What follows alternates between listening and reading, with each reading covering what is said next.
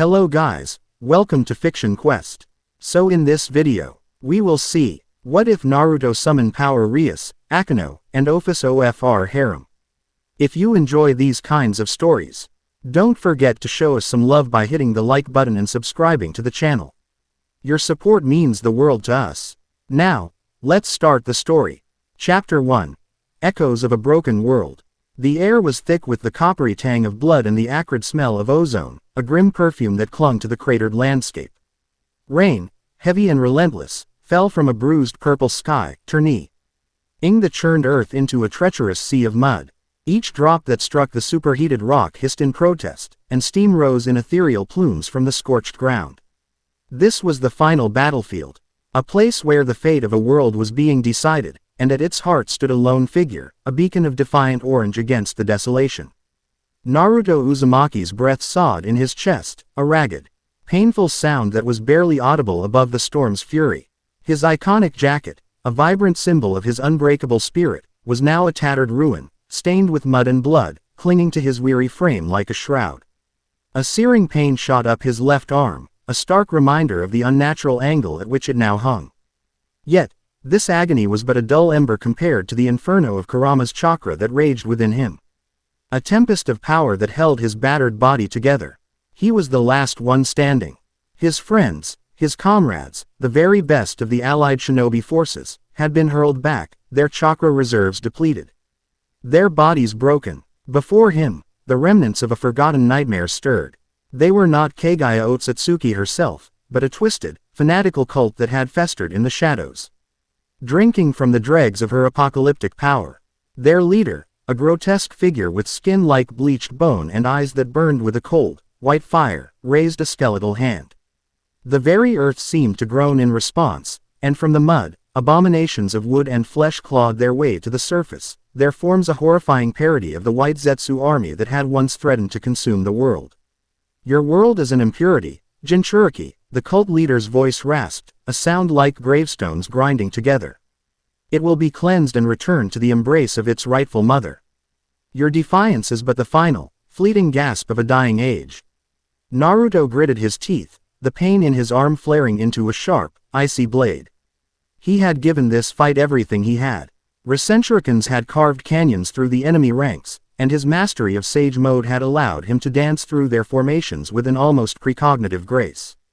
But they were a tide of corruption. Their numbers seemingly endless, their chakra drawn from some foul, cancerous wellspring that tainted the very land. He was a mountain, and they were the relentless, poisonous rain, seeking to wear him down, to erode his very being.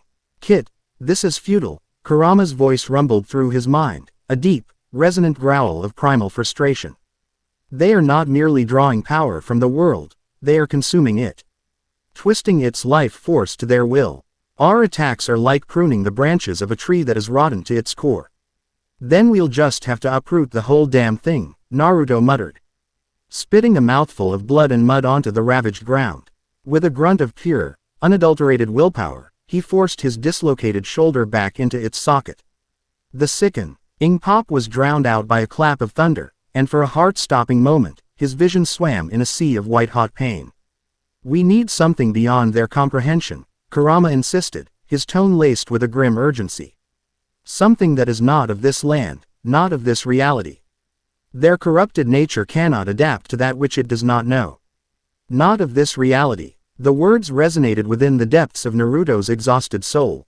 The toads of Mount Myoboku were powerful allies, but they were already spent, their strength taxed to its limits during the brutal war.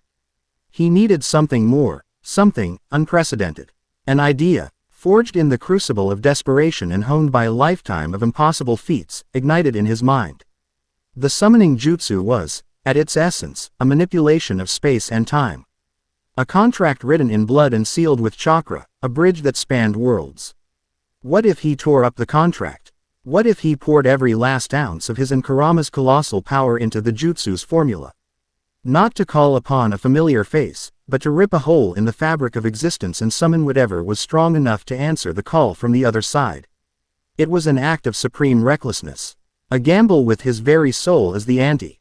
It could tear him asunder, atomize his being, or, Worse, unleash something far more terrible than the cultists he now faced. A wide, feral grin stretched across Naruto's face. A flash of the indomitable spirit that had defined him. Now that's what I call a plan. He slammed his good hand onto the ground. Instead of the familiar toad-style seals, a unique and complex pattern of his own design spread out from his palm, black as the void. He didn't rely on an existing contract, he was writing a new one, with his own blood as the ink and his life force as the parchment. He poured his chakra into the seals, a roaring river of blue energy, but it wasn't enough. Kurama, I need everything you've got. Don't hold back. A flicker of hesitation, a rare moment of concern from the ancient-tailed beast. Naruto, this is not a matter of chakra. This could unravel your very existence, your connection to this world. Just do it, Naruto roared. The cultists, chittering abominations, now a surging wave of grotesque flesh and twisted wood, closing in for the kill. The response was instantaneous and apocalyptic. A pillar of raw, crimson chakra, thick with an ancient and terrible power, erupted from Naruto.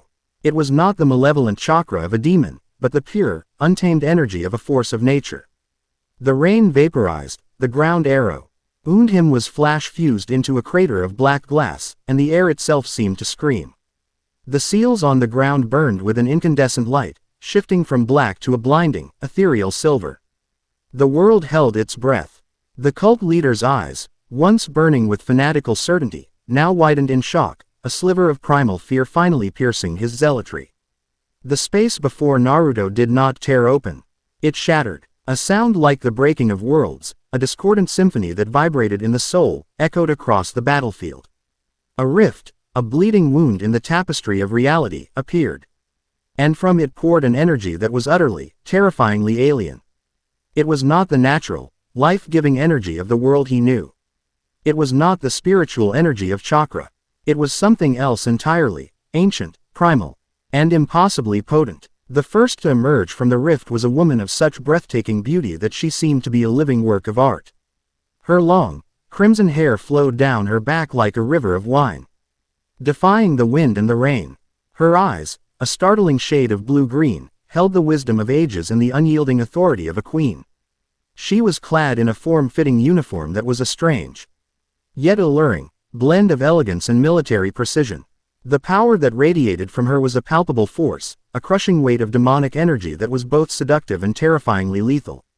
Her gaze swept across the battlefield, a look of regal disdain on her perfect features, before finally settling on Naruto, who was now on one knee, panting, the cost of his desperate gambit finally catching up to him.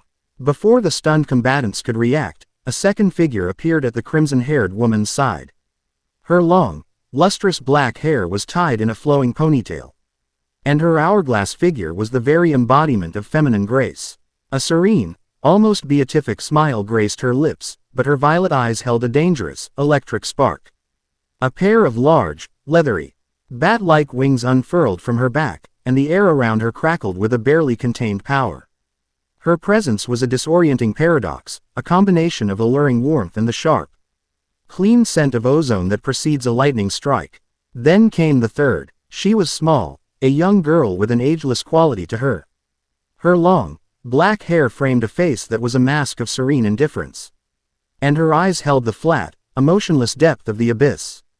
She wore a simple, black Gothic dress that seemed to absorb the light around it. Her presence was another paradox, for while she radiated no power, the world itself seemed to warp and bend around her, a subtle, silent distortion of reality. Where the first woman was a crushing weight and the second a gathering storm, this girl was a void. An absolute nothingness that was more terrifying than any overt display of power. She looked at Naruto, and for a fleeting moment, he felt as if he were staring into the cold, silent, and infinite space between the stars. The cult leader, his fanaticism momentarily shaken, quickly regained his composure, his fear twisting into a sneer of contempt. You would summon demons to your aid, Jinchuriki. You would defile this sacred ground with such unholy filth. The crimson-haired woman arched a perfectly sculpted eyebrow, her expression one of utter disdain. Demons. Filth. She cast a dismissive, almost bored glance at the grotesque abominations that were now hesitating, their corrupted instincts screaming at them to flee. You Who command these dregs of a forgotten nightmare, dare to speak to me of filth? She took a single, deliberate step forward, and the pressure of her aura intensified tenfold. The abominations recoiled as if struck by a physical blow. I am Rias Grimori, heiress to the house of Grimori, a devil of the highest class. And I do not appreciate being summoned by a lesser being, let alone being insulted by one. The woman with the black ponytail giggled, a sound that was both melodious and deeply unsettling. My, what a dreary little world. And such frightfully ugly creatures. She turned her electrifying gaze to Rias. President, it would seem our summoner is in quite a predicament. Quote, Rias's eyes narrowed, her gaze flickering between the kneeling Naruto and the assembled cultists. She saw his state, exhausted, wounded, but his spirit, his will to fight, burned like a defiant sun in a world of shadows. And she felt the bond, the strange, shimmering tether that now connected them. It was unlike any contract she had ever encountered. It was not the bond of a master and a servant, but something more, a pact of equals. The small, silent girl, Ophis, tilted her head, her expression unchanging. She looked at Naruto, then at the enemy, and a sphere of absolute nothingness. A perfect black orb that drank the light, formed in the palm of her small hand. Naruto, his body screaming in protest, forced himself back to his feet. He had no idea who these women were, or what they were. But he knew one thing with absolute certainty, they were powerful. Impossibly, absurdly powerful. Look, he panted, his voice hoarse, I don't know who you are. But I'm the one who dragged you into this mess. Just watch my back. Rias looked at him, a flicker of genuine surprise in her eyes. He wasn't begging for their help. He wasn't trying to command them. He was treating them as equals, as allies. A slow, intrigued smile spread across her face. Very well, Naruto Uzumaki. Let us see if you are worthy of having summoned the House of Grimori. She raised her hand, and a sphere of swirling crimson and black energy, pulsing with the raw power of destruction, coalesced in her palm. It was a beautiful, terrifying sight. Beside her, Akeno Himehima's hands crackled with golden lightning, the holy power of her fallen angel heritage merging seamlessly with the demonic energy of her devil nature. I do so enjoy a good thunderstorm, Akeno purred, her smile widening into a predatory grin. What followed was not a battle. It was an extermination. Rias's power of destruction was a force of absolute annihilation. The abominations didn't just die, they were unmade, their forms dissolving into nothingness under the relentless tide of her crimson energy. She moved with the grace of a seasoned dancer, each movement precise, each blast of power perfectly controlled. She was a queen commanding the very forces of annihilation. Akeno was a tempest given form. She soared into the sky on her dark wings, a goddess of the storm, and bolts of holy lightning rained down from her fingertips.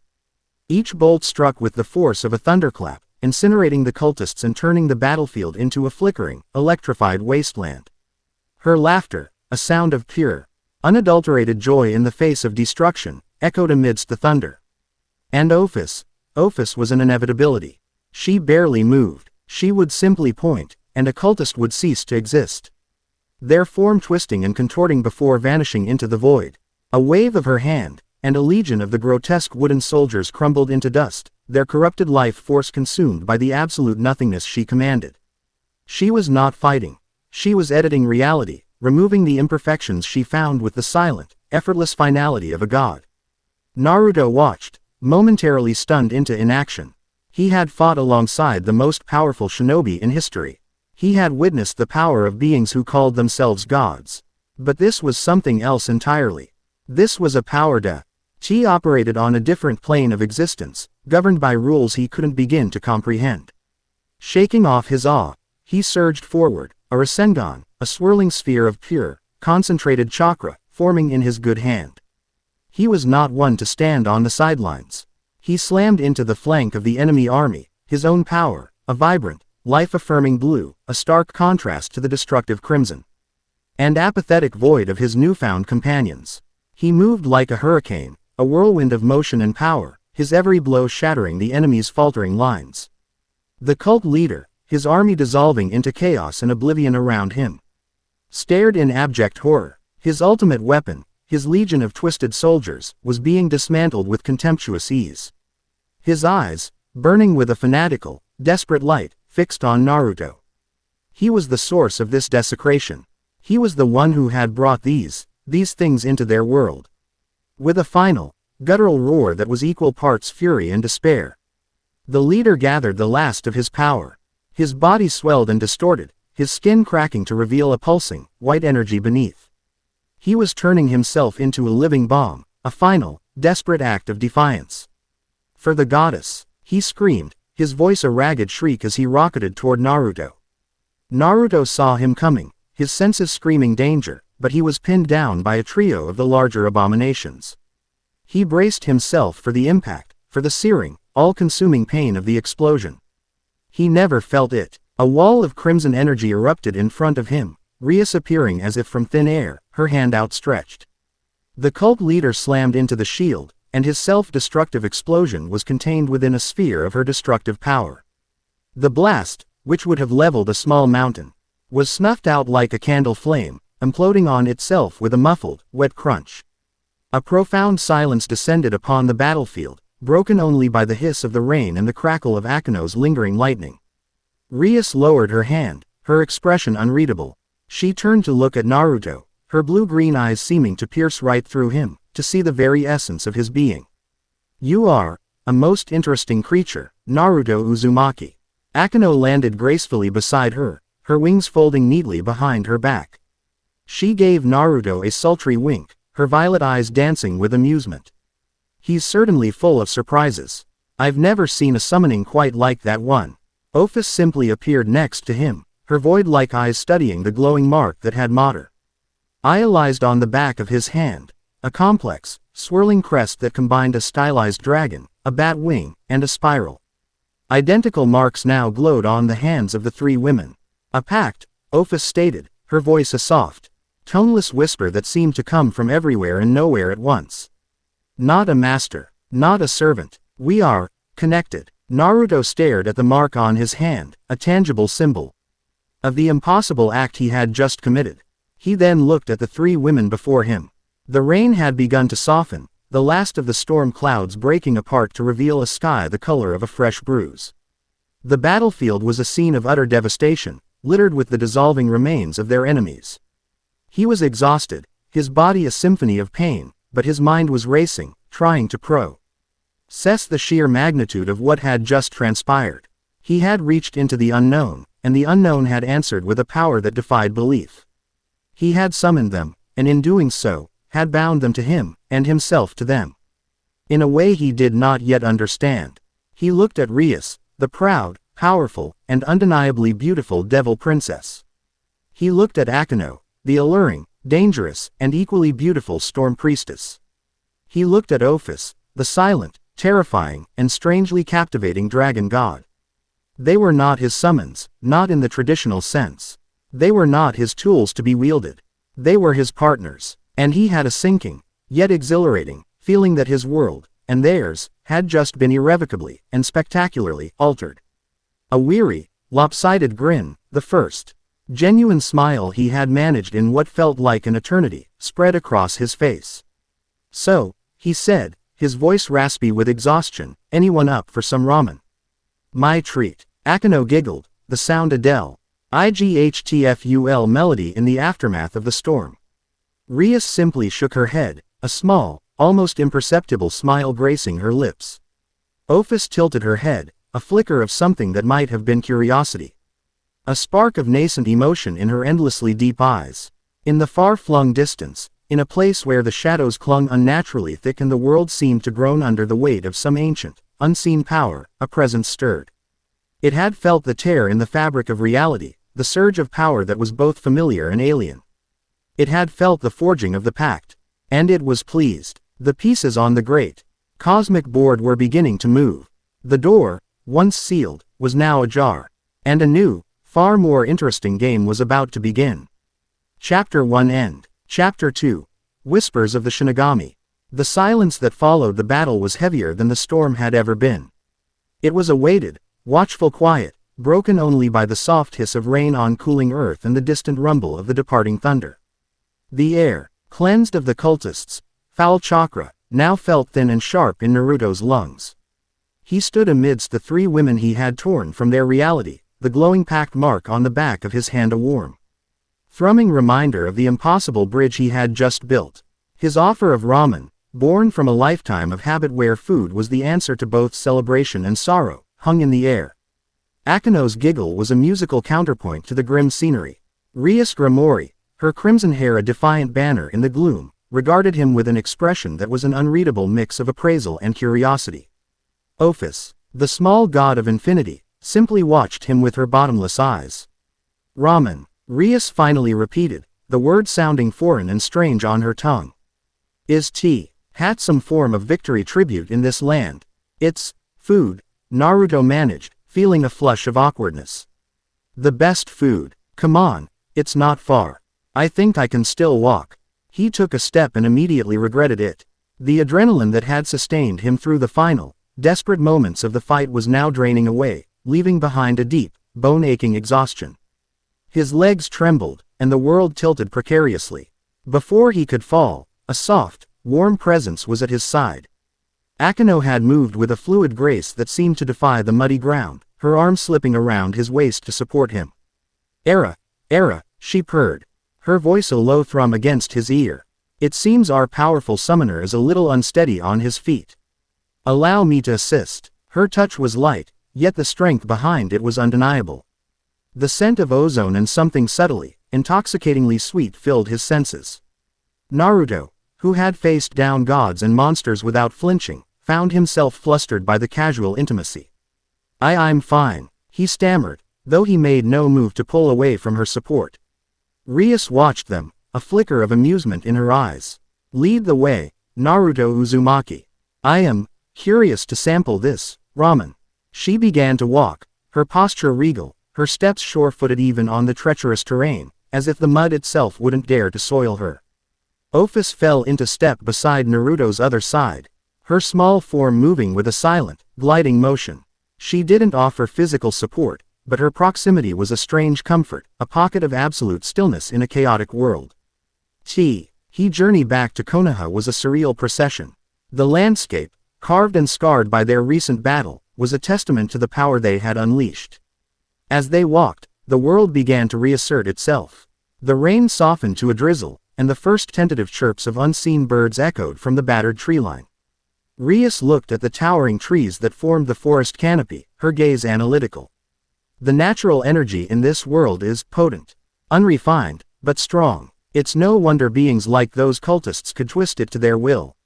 We call it nature energy, Naruto explained, his breathing slowly steadying.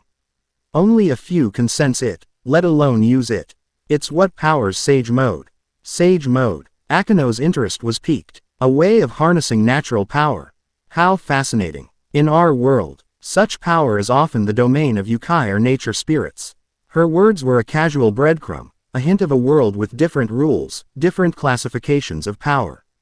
It wasn't an info dump. It was a simple observation that opened a chasm of questions in Naruto's mind. As they drew closer to the village gates, a new sensation prickled at the edge of his awareness. It was a faint, thrumming connection. A subtle resonance that seemed to emanate from the mark on his hand and echo in the three women walking with him. He could feel, not their thoughts, but the general tenor of their emotions. He felt Rias's regal curiosity, a focused, analytical calm. He felt Akeno's playful, teasing amusement, a current of energy that crackled just beneath the surface. And from Ophis, he felt a profound, unwavering stillness. A silence that was not empty, but full. He glanced at his hand, then at theirs. The glowing marks had faded to a subtle, intricate tattoo, a permanent brand that sealed their impossible pact. It seemed the connection went both ways. Rias caught his glance. This bond, it is more than a mere summoning contract. It's a direct link. I can feel your resolve, your exhaustion, and a rather startling obsession with this ramen. Naruto grinned, the expression feeling more natural now. You'll understand when you try it. The guards at Konoha's main gate were veterans of the Fourth Great Ninja War. They had seen tailed beasts, resurrected legends, and the near end of the world. They were not easily shocked. Yet, the sight of Naruto Uzumaki, battered, bloody, but Alive, flanked by 3 women of such otherworldly presence, caused them both to snap to attention, their hands instinctively hovering near their kunai pouches. The power rolling off the trio was not chakra. It was something else, something primal and vast that made the air feel heavy and the instincts scream a silent warning. Naruto-sama, one of the guards, Katetsu, exclaimed, his eyes wide. We received reports of a massive energy spike, we thought. It's handled, Naruto said, his voice carrying the weary authority of a commander leaving the field. I'm heading to Ichiraku's, then reporting to the Hokage. They're with me. The guards shared a look, but they did not question him. The hero of the war had earned that much trust. They opened the gates, their gazes following the strange quartet until they disappeared into the village streets. The village was in a state of quiet recovery. The rain had washed the streets clean, and the evening lanterns were beginning to glow, casting a warm, inviting light. The citizens who saw Naruto offered waves and respectful nods, though their eyes were filled with questions as they took in his companions. Whispers followed them like a ripple in a pond. When they arrived at the familiar ramen stand, the savory, welcoming aroma of broth and noodles was a balm to Naruto's soul. Chuki, the old man who had fed him since he was a lonely, ostracized child, looked up from his pots. His weathered face breaking into a wide smile. Naruto, you look like you've been through another war. His smile faltered slightly as he took in the 3 women. And you've brought guests. The best kind, old man, Naruto said, sliding onto his favorite stool. 4 bowls of miso pork ramen, extra chashu. My treat. Rias and Akeno took their seats within. Elegance that seemed out of place in the humble ramen stand. Ophis simply materialized on the stool next to Naruto. The first bowl was placed in front of Ophis.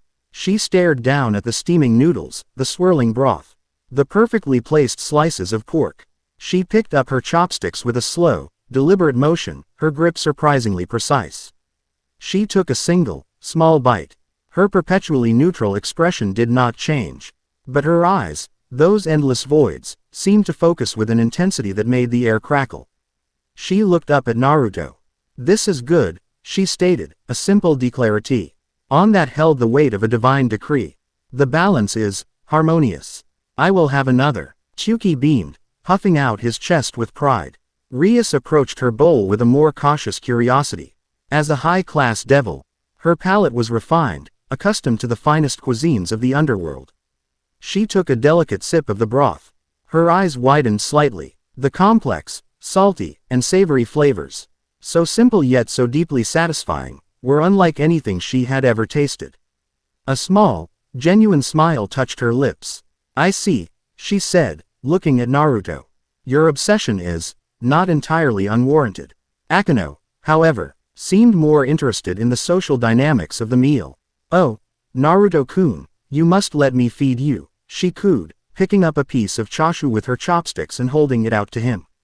You're so tired. You must conserve your strength. Naruto's face turned a shade of red that clashed spectacularly with his orange jacket. I can feed myself. He protested, though his eyes kept darting to the piece of pork. He was, after all, starving. The ensuing exchange of playful teasing from Akeno and flustered denials from Naruto brought a sense of normalcy to a day that had been anything but. As they ate, Naruto finally asked the question that had been burning in his mind. So, what exactly are you? You said, devil, but you don't seem, evil. Rias finished for him, dabbing her lips with a napkin. A common misconception. We are a race, a society, with our own laws, culture, and territories. We are beings of demonic energy, yes, but good and evil are matters of individual choice. Much like they are for humans, I suspect. I'm a bit of a special case, Akeno added with a wink. A hybrid, half devil, half fallen angel. It makes me delightfully unpredictable. Naruto's head spun. Devils, fallen angels, these were concepts from stories, from myths. To have them sitting here, eating ramen, was a level of surreal he was still struggling to process. He turned to the small girl who was now on her 3rd bowl. And you, Ophis, I am the Ouroboros dragon, she said, her tone as flat and factual as if she were describing the weather. The dragon of infinity. I was born in the dimensional gap, the space between worlds. I am what I have always been. The Dragon of Infinity. The name itself felt heavy, ancient. Naruto looked at the small girl beside him and felt a sudden, vertiginous sense of scale. He hadn't just summoned powerful beings. He had summoned a foundational concept of a universe he didn't even know existed. The weight of his decision settled upon him. This was bigger than Konoha, bigger than the elemental nations. He had opened a door, and he had no idea what might come through it. The Hokage's office was quiet, the only sound the soft scratch of Kakashi's pen on paper. He didn't look up when Naruto entered, though the silver-haired Hokage's single visible eye flickered to the three women who followed him in. The ambient energy in the room had shifted, grown heavy and electric. I take it your mission to investigate the Kagaya cult was successful, Kakashi said, his tone deceptively casual. He finally put down his pen and leaned back, his gaze sweeping over Rias, Akeno, and Ophis. His eye, usually lazy and half-lidded, was sharp, analytical. He could feel it, the immense, overwhelming power they possessed, a power that dwarfed anything he had ever felt, save for Kagaya herself. Something like that, Naruto said. Things got complicated. I had to improvise. I see. Kakashi's gaze lingered on the pact marks. And this improvisation resulted in new allies. Partners, Rias corrected him, her voice smooth and firm. We are bound to Naruto Uzumaki by a pact, but we are not his subordinates. Kakashi's eye narrowed slightly. I am Hatake Kakashi, the 6th Hokage of this village. And you are Rias Grimori, Akeno Himahima, Ophis. The names meant nothing to him, but the power behind them spoke volumes. Welcome to Konoha, he said, his tone shifting to one of formal diplomacy. Given the circumstances, I trust you will understand that we will have many questions. Your presence here is unprecedented. We understand, Rias replied, her demeanor equally formal. She was no stranger to politics. We are guests in your world. We shall act accordingly, as long as the proper respect is shown. The unspoken threat hung in the air, as sharp and clear as a drawn blade. Later that night, in a secure, soundproofed chamber deep beneath the Hokage Tower, an emergency council convened. The mood was grim. In attendance were the key figures of Konoha's new generation. Shikamaru Nara, now the Hokage's chief advisor, Sai, the new head of the Anbu, and the heads of the major clans. Devils, a dragon god, Homura Mitokado, one of the village elders, scoffed, his voice thin and reedy. Naruto is bringing fairy tales and monsters into our village. The energy readings don't lie, elder, Shikamaru countered, his expression tired. Whatever they are, their power is terrifyingly real. Naruto said they annihilated that entire cult in minutes. What a drag. He was reckless, stated a new voice, cold and hard as forged steel. It belonged to Kenshin Hyuga, a distinguished member of the branch family whose skill and grim determination had earned him a high-ranking position within the village's internal security forces. His face was a mask of stoic discipline, marked by a single, thin scar that cut across his blindfolded eyes, a self-imposed seal to focus his Byakugan beyond its normal limits. He brought an unknown, external power into our world on a whim, Kenshin continued, his voice low and intense. This world is balanced by chakra, by the Biju, by the laws of our ancestors. These things are a contamination, an invasive species. Their very presence is a threat to the natural order. They helped him, Kenshin. They saved his life, Shikamaru argued, though he understood the man's caution. And what will be the price? Kenshin shot back, his voice rising for the first time. Such power is never given freely. We have just finished a war to protect our world from an outside god. Are we to simply welcome 3 more? They must be watched, contained, and if they prove to be a threat, they must be purified. His words sent a chill through the room. It was the language of a zealot, the quiet fanaticism of a man who saw the world in black and white. A new, internal threat was already taking root, born from the fear of the unknown. Naruto led the 3 women to a spacious, private guest house in one of the quieter districts of the village, typically reserved for visiting dignitaries. It was clean, comfortable, and, most importantly, secure. It's not much, but you should be safe here for the night, Naruto said, rubbing the back of his neck. We'll sort everything out tomorrow. Rias surveyed the traditional, minimalist decor with a critical eye, but nodded in acceptance. Akeno gave Naruto a final, sultry smile. Sleep well, Naruto-kun. I have a feeling we'll be seeing a lot of each other. After they had settled in, Ophis stood alone on the veranda, her small form silhouetted against the full moon. The world around her was quiet, peaceful. But the summoning, the violent tearing of the dimensional fabric, had sent ripples far beyond this one small planet. It was a beacon in the infinite darkness. She felt a faint, impossibly distant tremor in the fabric of the dimensional gap, the place she called home. It was a familiar sensation, a signature of power she knew as well as her own.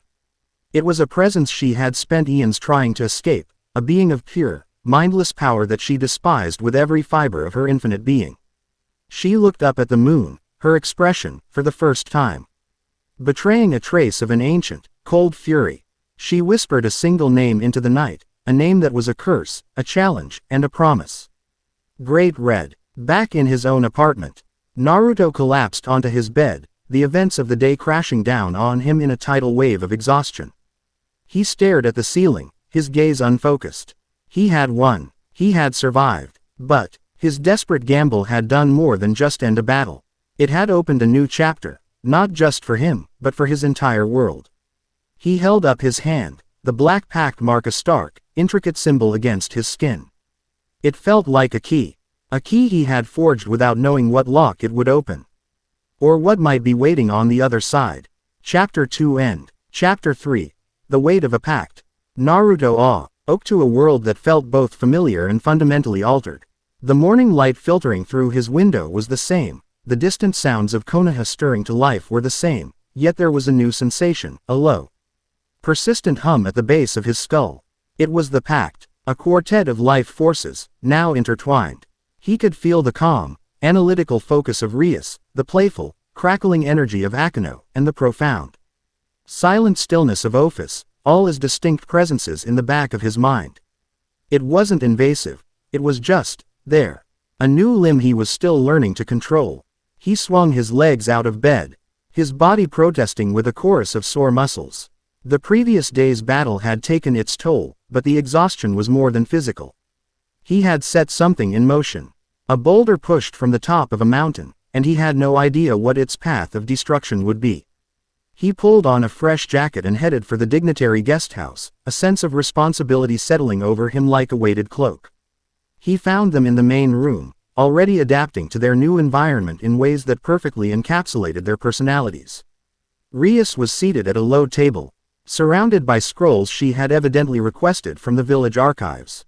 Her brow was furrowed in concentration as she absorbed the history of the elemental nations, her mind processing the rise and fall of clans, the nature of chakra, and the history of the tailed beasts with the intensity of a general studying a battlefield.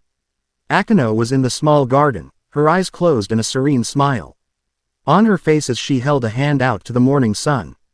Naruto could feel the natural energy of the world being drawn to her, not in the powerful, overwhelming way of a sage, but with a gentle, symbiotic curiosity. She was tasting the energy of this new world, exploring its texture and flavor. She opened her eyes as he approached, her smile turning mischievous. "Good morning, Naruto-kun," she purred. "Did you sleep well? You were certainly dreaming of something energetic." Naruto felt his face heat up, a clear sign that the pact's telepathic component had a distressing lack of privacy settings. "I was just training." Akeno's giggle was his only answer. He found Ophis on the veranda, squatting on her heels, her gaze fixed with unwavering intensity on a single, perfect dewdrop clinging to the edge of a leaf. She wasn't just looking at it, she was observing it, her infinite mind seemingly fascinated by the simple physics of surface tension and the way the light refracted through the tiny sphere of water. As Naruto watched, she poked it with her finger, and when it burst, a flicker of something, disappointment, curiosity, crossed her face for a fraction of a second before her mask of indifference returned. "Your world is fragile," she stated, not looking at him. "But the small things are resilient." Before Naruto could unpack that profoundly simple statement, an Anbu agent appeared in a swirl of leaves. His voice was muffled by his porcelain mask, but the message was clear. "Uzumaki-sama, the Hokage requests your presence, and that of your guests, before the council." Immediately, the atmosphere in the council chamber was as cold and heavy as a tomb. The semicircle of seats was filled with the most powerful figures in Konoha. The village elders, Homura and Kaharu, their faces etched with suspicion. The heads of the great clans, Hiyashi Hyuga, his expression a block of ice, Shibi Aburame, his features hidden by his high collar and dark glasses, and Inoichi Yamanaka, his mind undoubtedly probing the edges of the newcomer's consciousness. And at the center of them all sat Kakashi, his posture relaxed but his visible eyes sharp and unblinking. Standing behind the elders, a silent and imposing statue, was Kenshin Hyuga, his blindfolded gaze seeming to pierce right through them. "Naruto," Kakashi began, his voice cutting through the tense silence. "You understand the gravity of this situation. You have introduced 3 beings of immense and unknown power into our world. The council has concerns." Elder Kaharu spoke, her voice thin and sharp as a needle. "Concerns are an understatement, Hokage-sama. These things radiate an energy that is antithetical to chakra. We know nothing of their origins, their motives, their allegiances. For all we know, they are a greater threat than the cultists they dispatched. We are not things." Rias's voice was calm, yet it sliced through the elder's words like diamond-cutting glass. She had taken her place beside Naruto, her posture one of effortless authority. "I am Rias Grimori, of the House of Grimori, and you will address me with the respect my station demands." The sheer, unadulterated arrogance of the saint. Atemment stunned the council into silence. Kenshin Hyuga stepped forward, his presence a palpable wave of cold fury. "Your station means nothing here, outsider. In this world, you are an anomaly, a contamination. Your power is a sickness that could infect the very balance of our existence." Naruto stepped in front of Rias, his own anger flaring. "That's enough, Kenshin. They saved my life. They are under my protection. And who will protect the village from them?" Kenshin countered, his voice a low, dangerous growl. "This pact you have formed, what are its terms? Do they serve you? Do they command you? Or are you merely a doorway through which they will inflict their world upon ours?" Rias placed a gentle hand on Naruto's shoulder, a silent signal for him to stand down. She then met Kenshin's blindfolded gaze, her own eyes narrowing. The temperature in the room seemed to drop several degrees. "The pact is one of equals," she stated, her voice resonating with power. "We are bound to Naruto Uzumaki, as he is to us. We will offer aid when it is required, and he will do the same. Our motives are our own, but I can assure you of this. We have no interest in your world beyond ensuring the safety of our summoner." However, she let the word hang in the air, her gaze sweeping across the faces of the council members. "You should understand this. We are not your weapons. We are not your prisoners. And any attempt to contain, seal, or otherwise inhibit us will be considered an act of war. And it is a war," she finished, a sphere of crimson destructive energy no larger than a marble forming in her palm, pulsing like a malevolent heart, "that you will not win." The raw, terrifying power contained in that tiny sphere silenced all argument. It was not a boast, it was a simple statement of fact. Even Hiyashi Hyuga's stoic expression wavered for a moment. Kakashi finally intervened, raising a hand. "Enough. Threats will not solve this. We need to build trust. A demonstration is in order. There is a situation that requires a delicate, yet powerful, touch." The forest was unnaturally silent. The air was thick with a foul, corrupted chakra that made the leaves on the trees curl and blacken. According to the Anbu report, a hidden laboratory, one of Orochimaru's forgotten remnants, had been breached. The subjects, shinobi who had been forcibly bonded with unstable, prototype curs, marks, had escaped and were now rampaging through the countryside, their minds and bodies twisted by the dark power. Naruto led the way, flanked by his new partners. A team of Sai's Anbu followed at a discreet distance. Their orders to observe and report. "Their chakra feels wrong," Naruto muttered, his sage mode senses recoiling from the corrupted energy. "It's like they're in constant pain. A power that consumes its wielder." Rias observed, her analytical gaze scanning the terrain. "Inefficient. Messy." They found them in a clearing, a small group of 5, their bodies covered in the grotesque, swirling black marks of the cursed seal. Their eyes were wild, their movements feral. They were attacking a small, fortified merchant town, their jutsu tearing through the outer walls with savage force. The fight began without a word. Naruto shot forward, a blur of orange, creating a dozen shadow clones to engage the main group and draw their fire away from the town. Akeno rose into the air, a dark angel against the gray sky. "Now, let's see if you boys know how to behave," she purred, and a storm of golden lightning rained down from the heavens. Her attacks were not the wide, indiscriminate blasts of a natural storm, but a series of precise, targeted strikes that paralyzed the rogue shinobi, causing their bodies to convulse as the holy lightning warred with their dark curse marks. One of the rogues, larger than the others, roared in defiance, his body swelling as the curse mark spread, transforming him into a monstrous, hulking brute. He charged at Akeno, leaping through the air. He never reached her. Rias simply raised a hand. A beam of pure destructive energy, thin as a pencil, lanced out and struck him midair. He didn't explode. He was simply unmade. One moment he was there, a roaring monster of rage and power, and the next, only a faint dusting of ash drifted down to the forest floor. The sheer, effortless finality of the act was more terrifying than any explosion. Naruto, meanwhile, was engaged with the remaining rogues, his movements a fluid dance of evasion and powerful, non-lethal strikes. He saw them not as monsters, but as victims, their minds broken by Orochimaru's cruel experiments.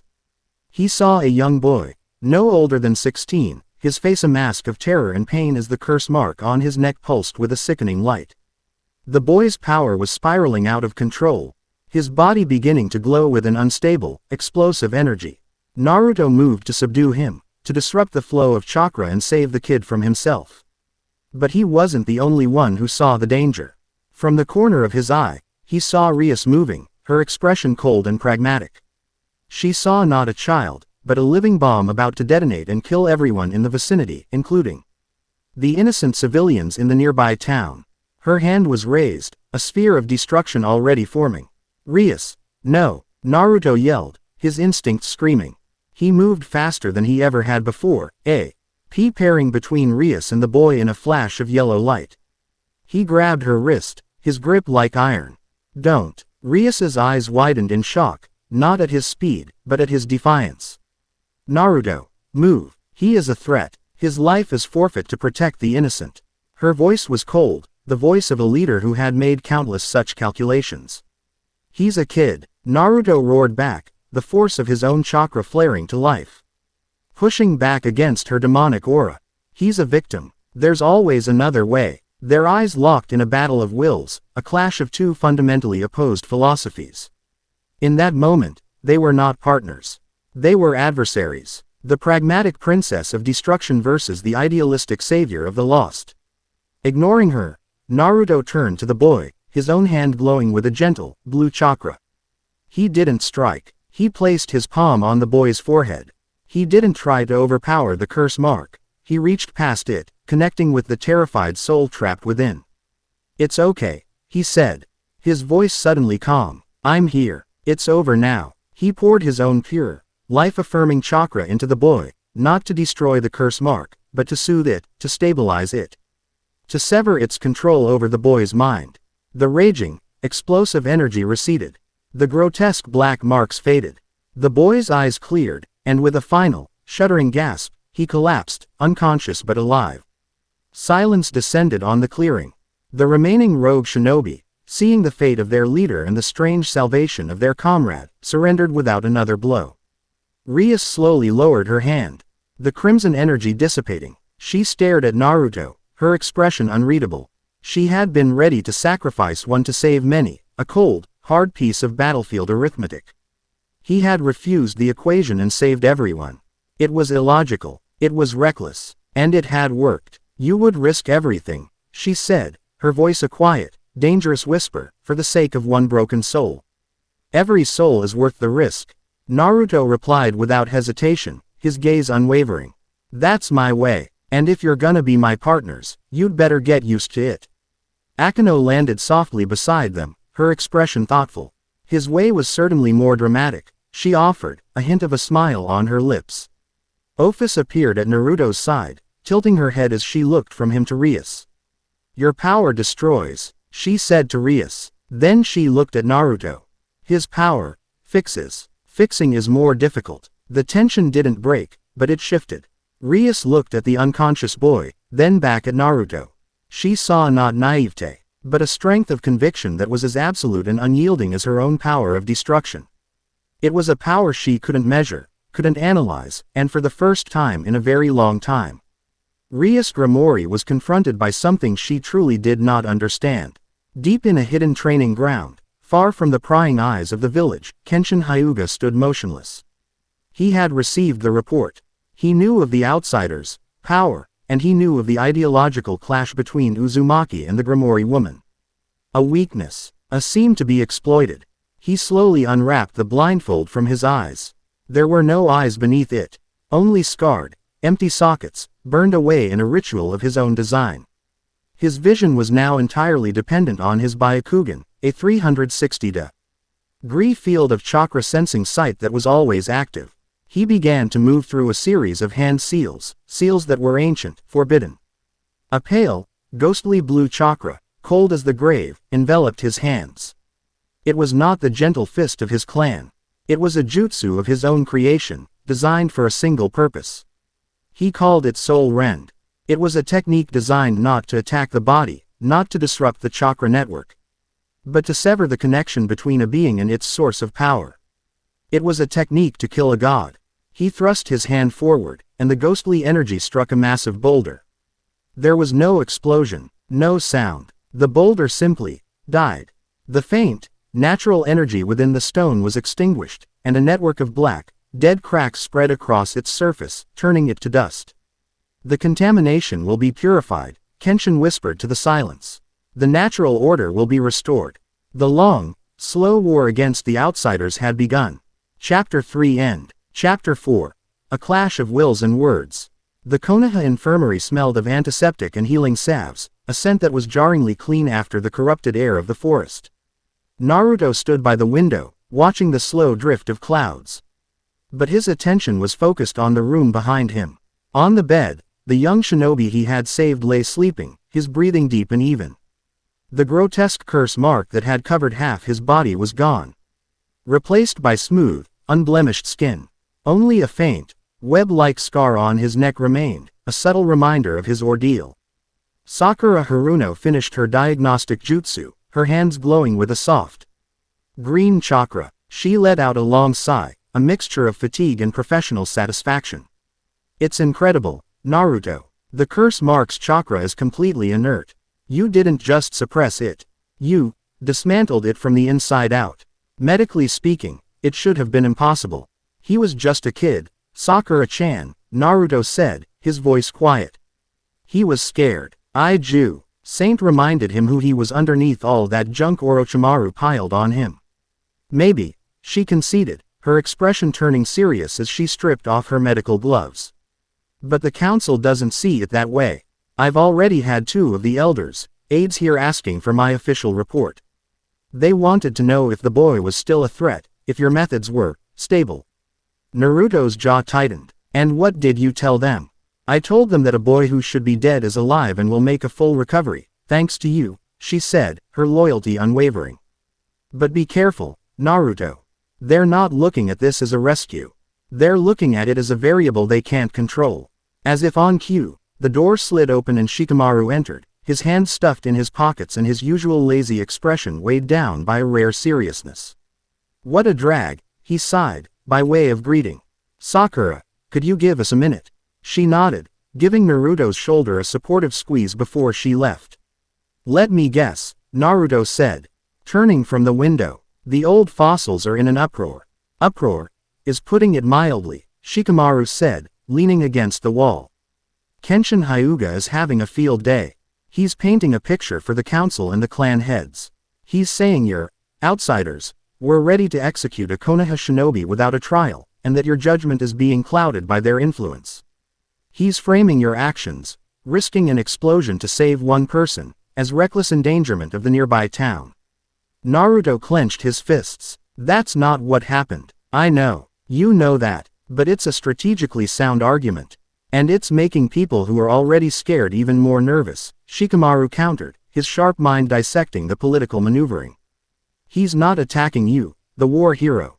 He's attacking your judgment, which is a much softer target. He's using your own compassion against you. It's troublesome, and it's effective. The weight of it settled on Naruto. It wasn't a battle he could win with a Rasengan. This was a war of whispers, of fear, a fight for the heart of the village he had sworn to protect. So what do I do? For now, you need to control your side of the board, Shikamaru advised. That Gremory woman, her worldview and yours are on a collision course. If you two can't get on the same page, Kenshin will use that rift to tear you apart. You need to handle it. Soon. In a dimly lit, secret chamber deep within the Hyuga clan compound, a place untouched by the clan's main branch, Kenshin Hyuga stood before a small, select group. They were men and women with hard faces and cold eyes, former members of Danzo Shimura's root, shinobi who believed in an older, harsher way of protecting the village, a way of absolute control and the elimination of all potential threats. The report is clear, Kenshin said, his voice a low, resonant baritone that filled the small room. He did not need to raise it to command attention. His Byakugan, always active, saw the chakra networks of every person in the room, read their heart rates, their subtle tells. He knew their loyalty was absolute. The outsiders possess power that defies our understanding, he continued. The crimson-haired one, Gremory, wields an energy that erases matter. The other, Himahima, commands a power that mimics lightning but carries a holy signature that is anathema to corrupted chakra. Their power is absolute, their methods, surgical and without mercy. They are the perfect weapons. He paused, letting the implication hang in the air. However, he went on, his tone shifting. They are tethered to a man who is ruled by sentiment. Naruto Uzumaki stayed the hand of the Gremory woman as she was about to eliminate a threat. He risked the lives of hundreds to save a single, unstable subject. His compassion, once his greatest strength, has now become a liability. It is a weakness these outsiders will exploit. One of the former root members, a man with a blank, emotionless face, spoke. What is the objective, Kenshin-sama? Observation, Kenshin replied. We will gather intelligence on these outsiders. We will learn the nature of their power, the source of their strength. The rules by which they are bound. We will find their weaknesses. And we will use Uzumaki's own idealism to expose them for the threat they are. When the time is right, we will present Hokage with undeniable proof that this contamination must be purged. For the good of Konoha. For the preservation of our world. His words were calm, rational, and utterly chilling. He was not a madman. He was a protector, a surgeon who believed that sometimes, to save the body, a limb had to be amputated. And in his eyes, Naruto's new partners were a sickness that had to be cut out. The air in the guest house was thick with an unspoken tension.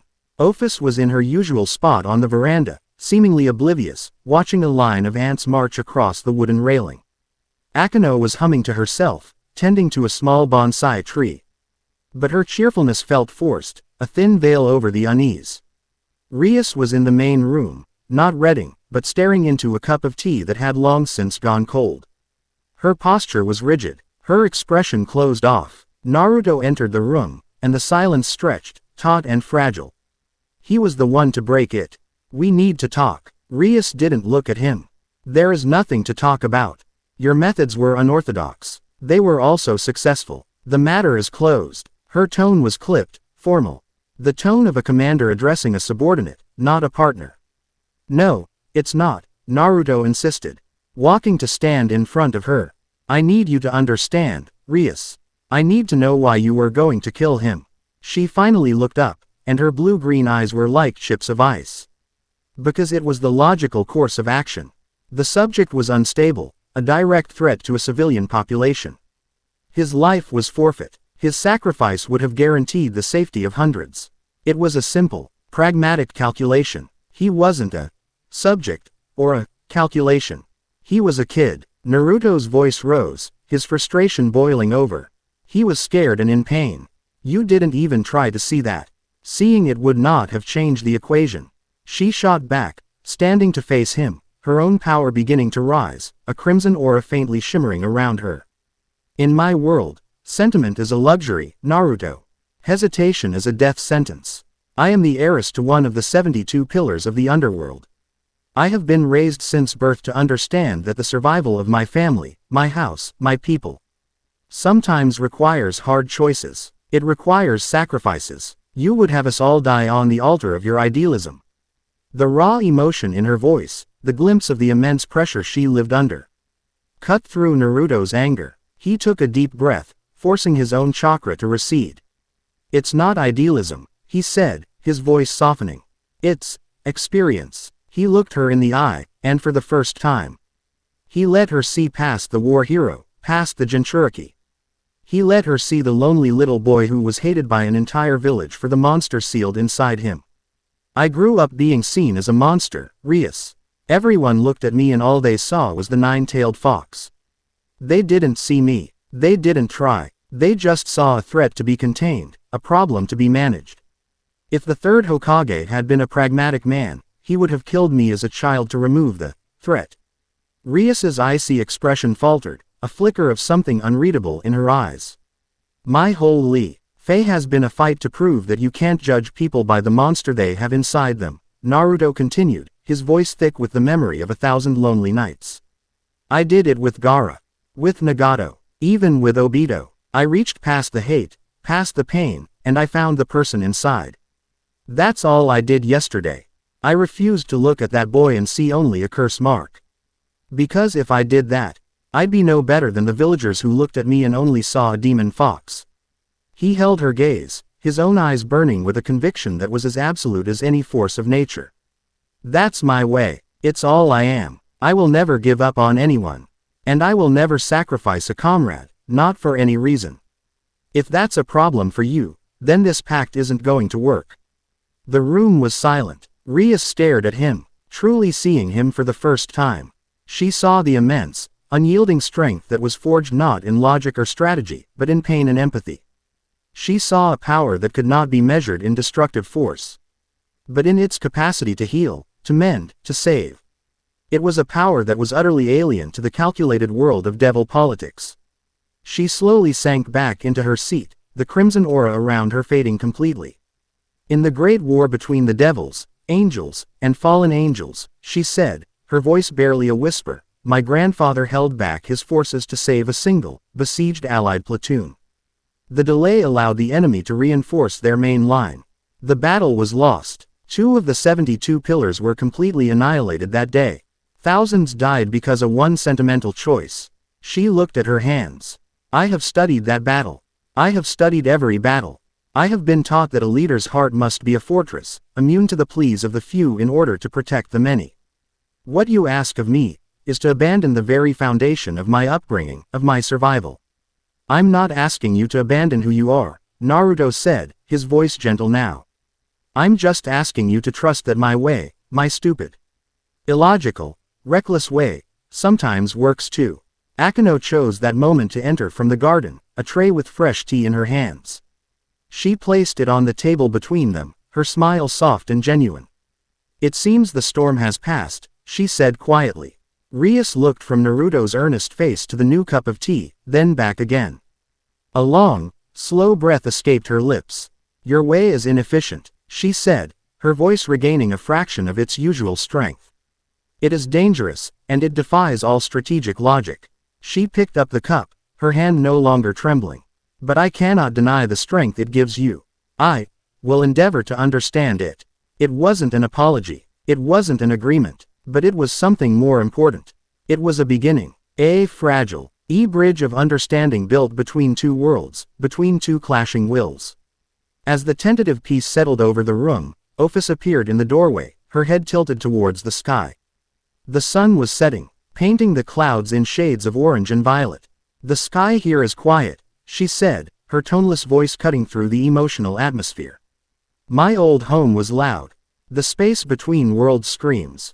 She looked at Naruto, her gaze distant, seeing things that were not there. Something is stretching. It is looking for the tear your summons made. It is very large, and very red, a cold dread, entirely separate from the politics of the village or the clash of their ideals, washed over Naruto. The boulder he had pushed off the mountain was not just rolling downhill. It had sent out a tremor, and now, something vast and ancient, from a place of screaming chaos, was beginning to wake up. Chapter 4 End. Chapter 5. The Serpent's Shadow and the Dragon's Gaze. The dawn that followed their confrontation was quiet, painted in soft shades of gray and rose. The air in the guest house, which had been thick with the tension of a looming storm, was now clear, holding the strange, fragile calm that follows a lightning strike. An unspoken understanding had settled between Naruto and Rias. It was not friendship, not yet, but it was a foundation of mutual respect, built on the raw honesty of their shared vulnerabilities. Naruto found them in the main room, the morning light streaming through the paper screens. Rias, in a surprising departure from her usual regal attire, wore a simple, practical yukata. She sat cross-legged on a tatami mat, a scroll detailing the basics of sage mode spread before her. Her brow was furrowed, not with anger, but with intense, analytical concentration. "This is a paradox," she said as Naruto entered, her finger tracing the diagram of a shinobi gathering natural energy. "To gain power, you must first achieve perfect stillness. To become more than yourself, you must first become perfectly balanced with the world around you. In the underworld, power is taken. It is seized, inherited, or won. The concept of receiving it, of borrowing it from the world itself, is utterly foreign." "Maybe that's the problem with your world," Naruto replied, sitting across from her. "Everyone's too busy taking to notice what's being offered for free." Akeno, who was pouring tea with a graceful, practiced motion, chuckled. My, Naruto-kun, such profound words so early in the morning. "Be careful, or you'll spoil your reputation as a knucklehead." Her teasing was light, a gentle glue holding the fragile piece together. "What about your power, Rias?" Naruto asked, changing the subject. "The power of destruction. Is it something you learned?" Rias's expression tightened subtly. "No, it is not learned. It is inherited. It is the signature ability of my family, the Bale clan, from which my mother came. It is the power of annihilation. It does not create, it does not change.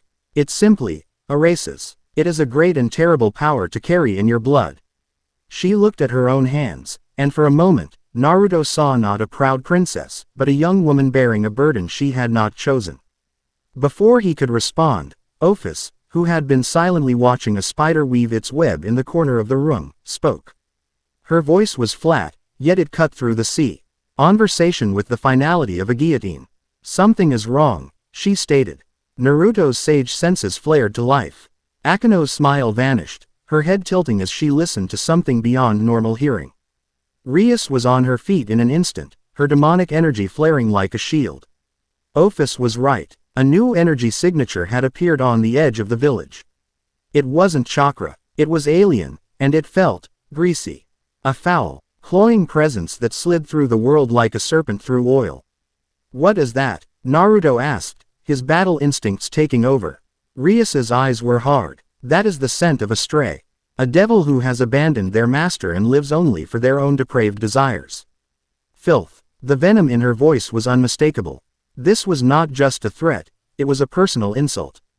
Kakashi stood before the memorial stone, his single eye tracing the familiar names etched into the black granite. He felt the disturbance moments after Naruto's team did, a ripple of wrongness that made the hairs on his arms stand up. By the time he arrived, the scene was already cordoned off by Anbu. The intruder had not been subtle. A large, circular section of the forest floor surrounding the memorial was dead. The grass was black and withered, the trees skeletal and gray, their leaves turned to ash. The air was thick with a faint, purple haze that smelled of decay and bitter almonds. But the true desecration was on the stone itself. A viscous, black slime, like crude oil, had been smeared over the names of Konoha's fallen heroes. The slime writhed with a faint, magical light, and where it touched the stone, the granite seemed to soften and weep, the engraved names blurring as if melting away. It was a violation of the village's most sacred ground. Naruto and the three women arrived moments later. Their expressions grim. "A curse," Akeno said, her eyes narrowed as she analyzed the purple haze. "A slow-acting one, designed to poison the spiritual essence of this place. It feeds on the memories, the lingering attachments." Rias walked to the edge of the blighted circle, her face a mask of cold fury. "This is the work of Vereen," she spat, the name tasting like poison. A low-class mage from the house of Citri. He was always obsessed with soul poisons and desecration. I thought he was disposed of years ago. The implication was clear. Their world's problems, its criminals and its filth, had followed them. They were not the only ones to arrive. Kenshin Hyuga appeared with two of his trusted shinobi, his blindfolded gaze sweeping across the scene. His Byakugan could see the foul, non-chakra energy clinging to everything, a sight that confirmed his darkest suspicions. Hokage-sama, Kenshin said, his voice ringing with cold vindication. Just as I predicted, they have brought their plague to our doorstep. Their very presence is a beacon, drawing the monsters of their world to ours. This is no longer a matter for debate. It is a matter of village security. Several of the Anbu guards shifted uneasily, their gazes moving from the desecrated stone to Rias and Akeno. Fear and suspicion were spreading like the poison in the air. This is our mess, Rias stated, ignoring Kenshin and addressing Kakashi directly. Therefore, it is our responsibility to clean it up. We will hunt this stray and deal with him. Absolutely not, Kenshin interjected. This is a Konoha matter now. We will handle it. With what? Akeno asked, her gentle smile gone, replaced by a chilling condescension. Your shinobi are trained to fight with chakra. This is demonic magic. Your techniques will be useless against his soul curses. You would be sending your men to a slow, agonizing death. Kakashi held up a hand, silencing the escalating argument. He looked at the weeping memorial stone, then at Naruto's determined face, and finally at Rias's cold fury. Shikamaru was right, he murmured to himself. He then spoke, his voice carrying the full authority of the Hokage. Rias-san is correct. This is a threat we are not equipped to handle. You will lead the hunt. Naruto will accompany you. I want this thing captured, if possible. I want to know how and why it is here. Kenshin, he said, turning to the Hyuga, your team will provide tactical support from a distance. Observe, report, but do not engage unless absolutely necessary. Is that understood? Kenshin bowed stiffly, his jaw tight with suppressed rage. As you command, Hokage-sama.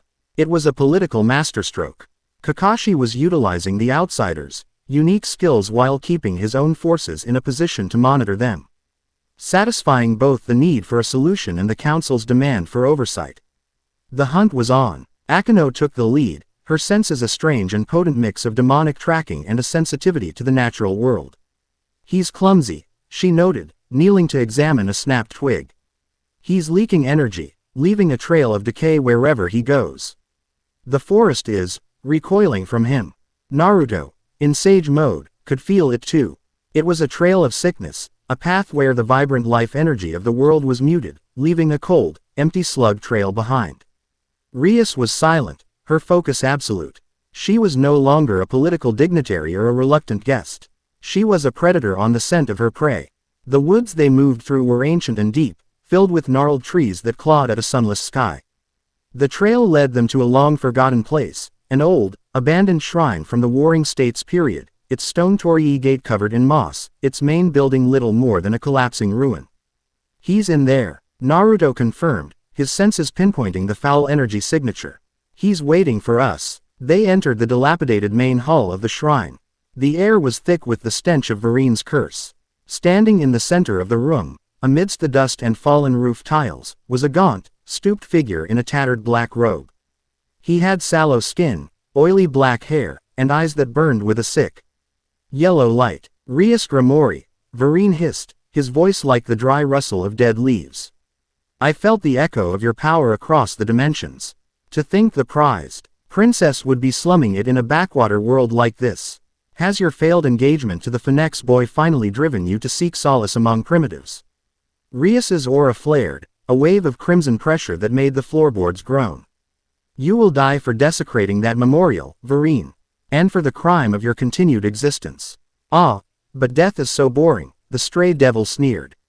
He snapped his fingers, and the purple haze in the air coalesced, forming into spectral, screaming shapes that lunged at them.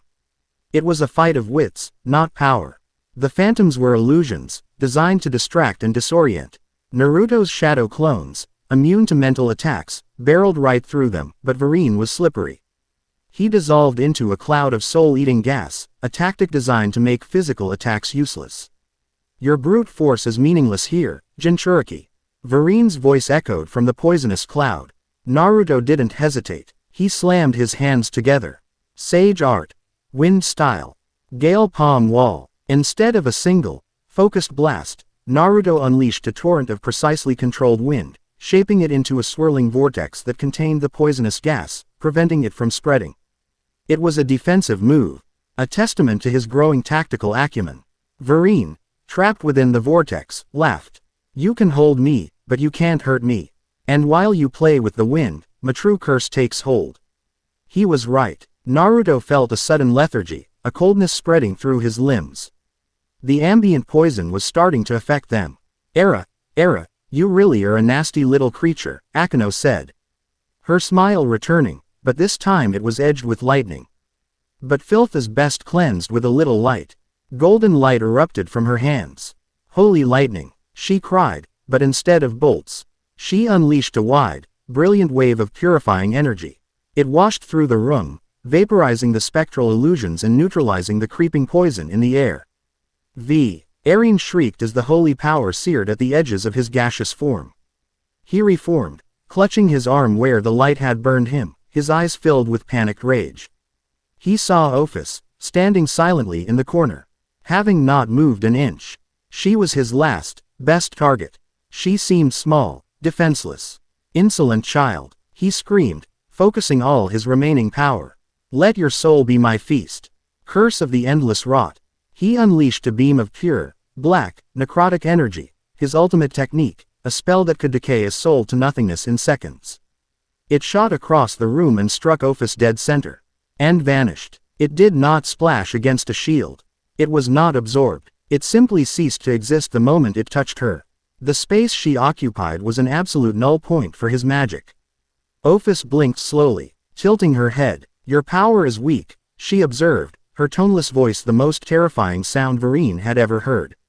It made a tickling sensation. Varine's mind broke. The sheer, existential terror of his ultimate power being dismissed as a tickle was too much. He turned to flee, to dissolve back into the shadows. He ran straight into a wall of crimson energy. Rias stood before him, her hand outstretched, her expression one of utter disdain. He was trapped. Remembering Naruto's words, remembering the unconscious boy in the infirmary, she did not unleash a wave of annihilation. Instead, her power coalesced, shaping itself with incredible precision.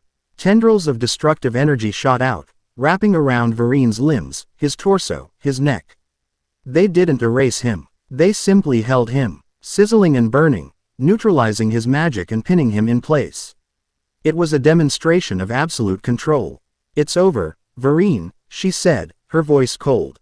They brought the captured, magically bound stray devil back to a secure holding cell in Konoha's intelligence division. The sight of the creature, and the story of its capture, sent a shockwave through the village leadership. Kenshin's argument that the outsiders were an uncontrollable threat was shattered. Instead, they had proven to be the only solution to a problem Konoha didn't even know it had. The talk of surveillance and containment was silenced, replaced by wary, yet urgent, discussions of cooperation.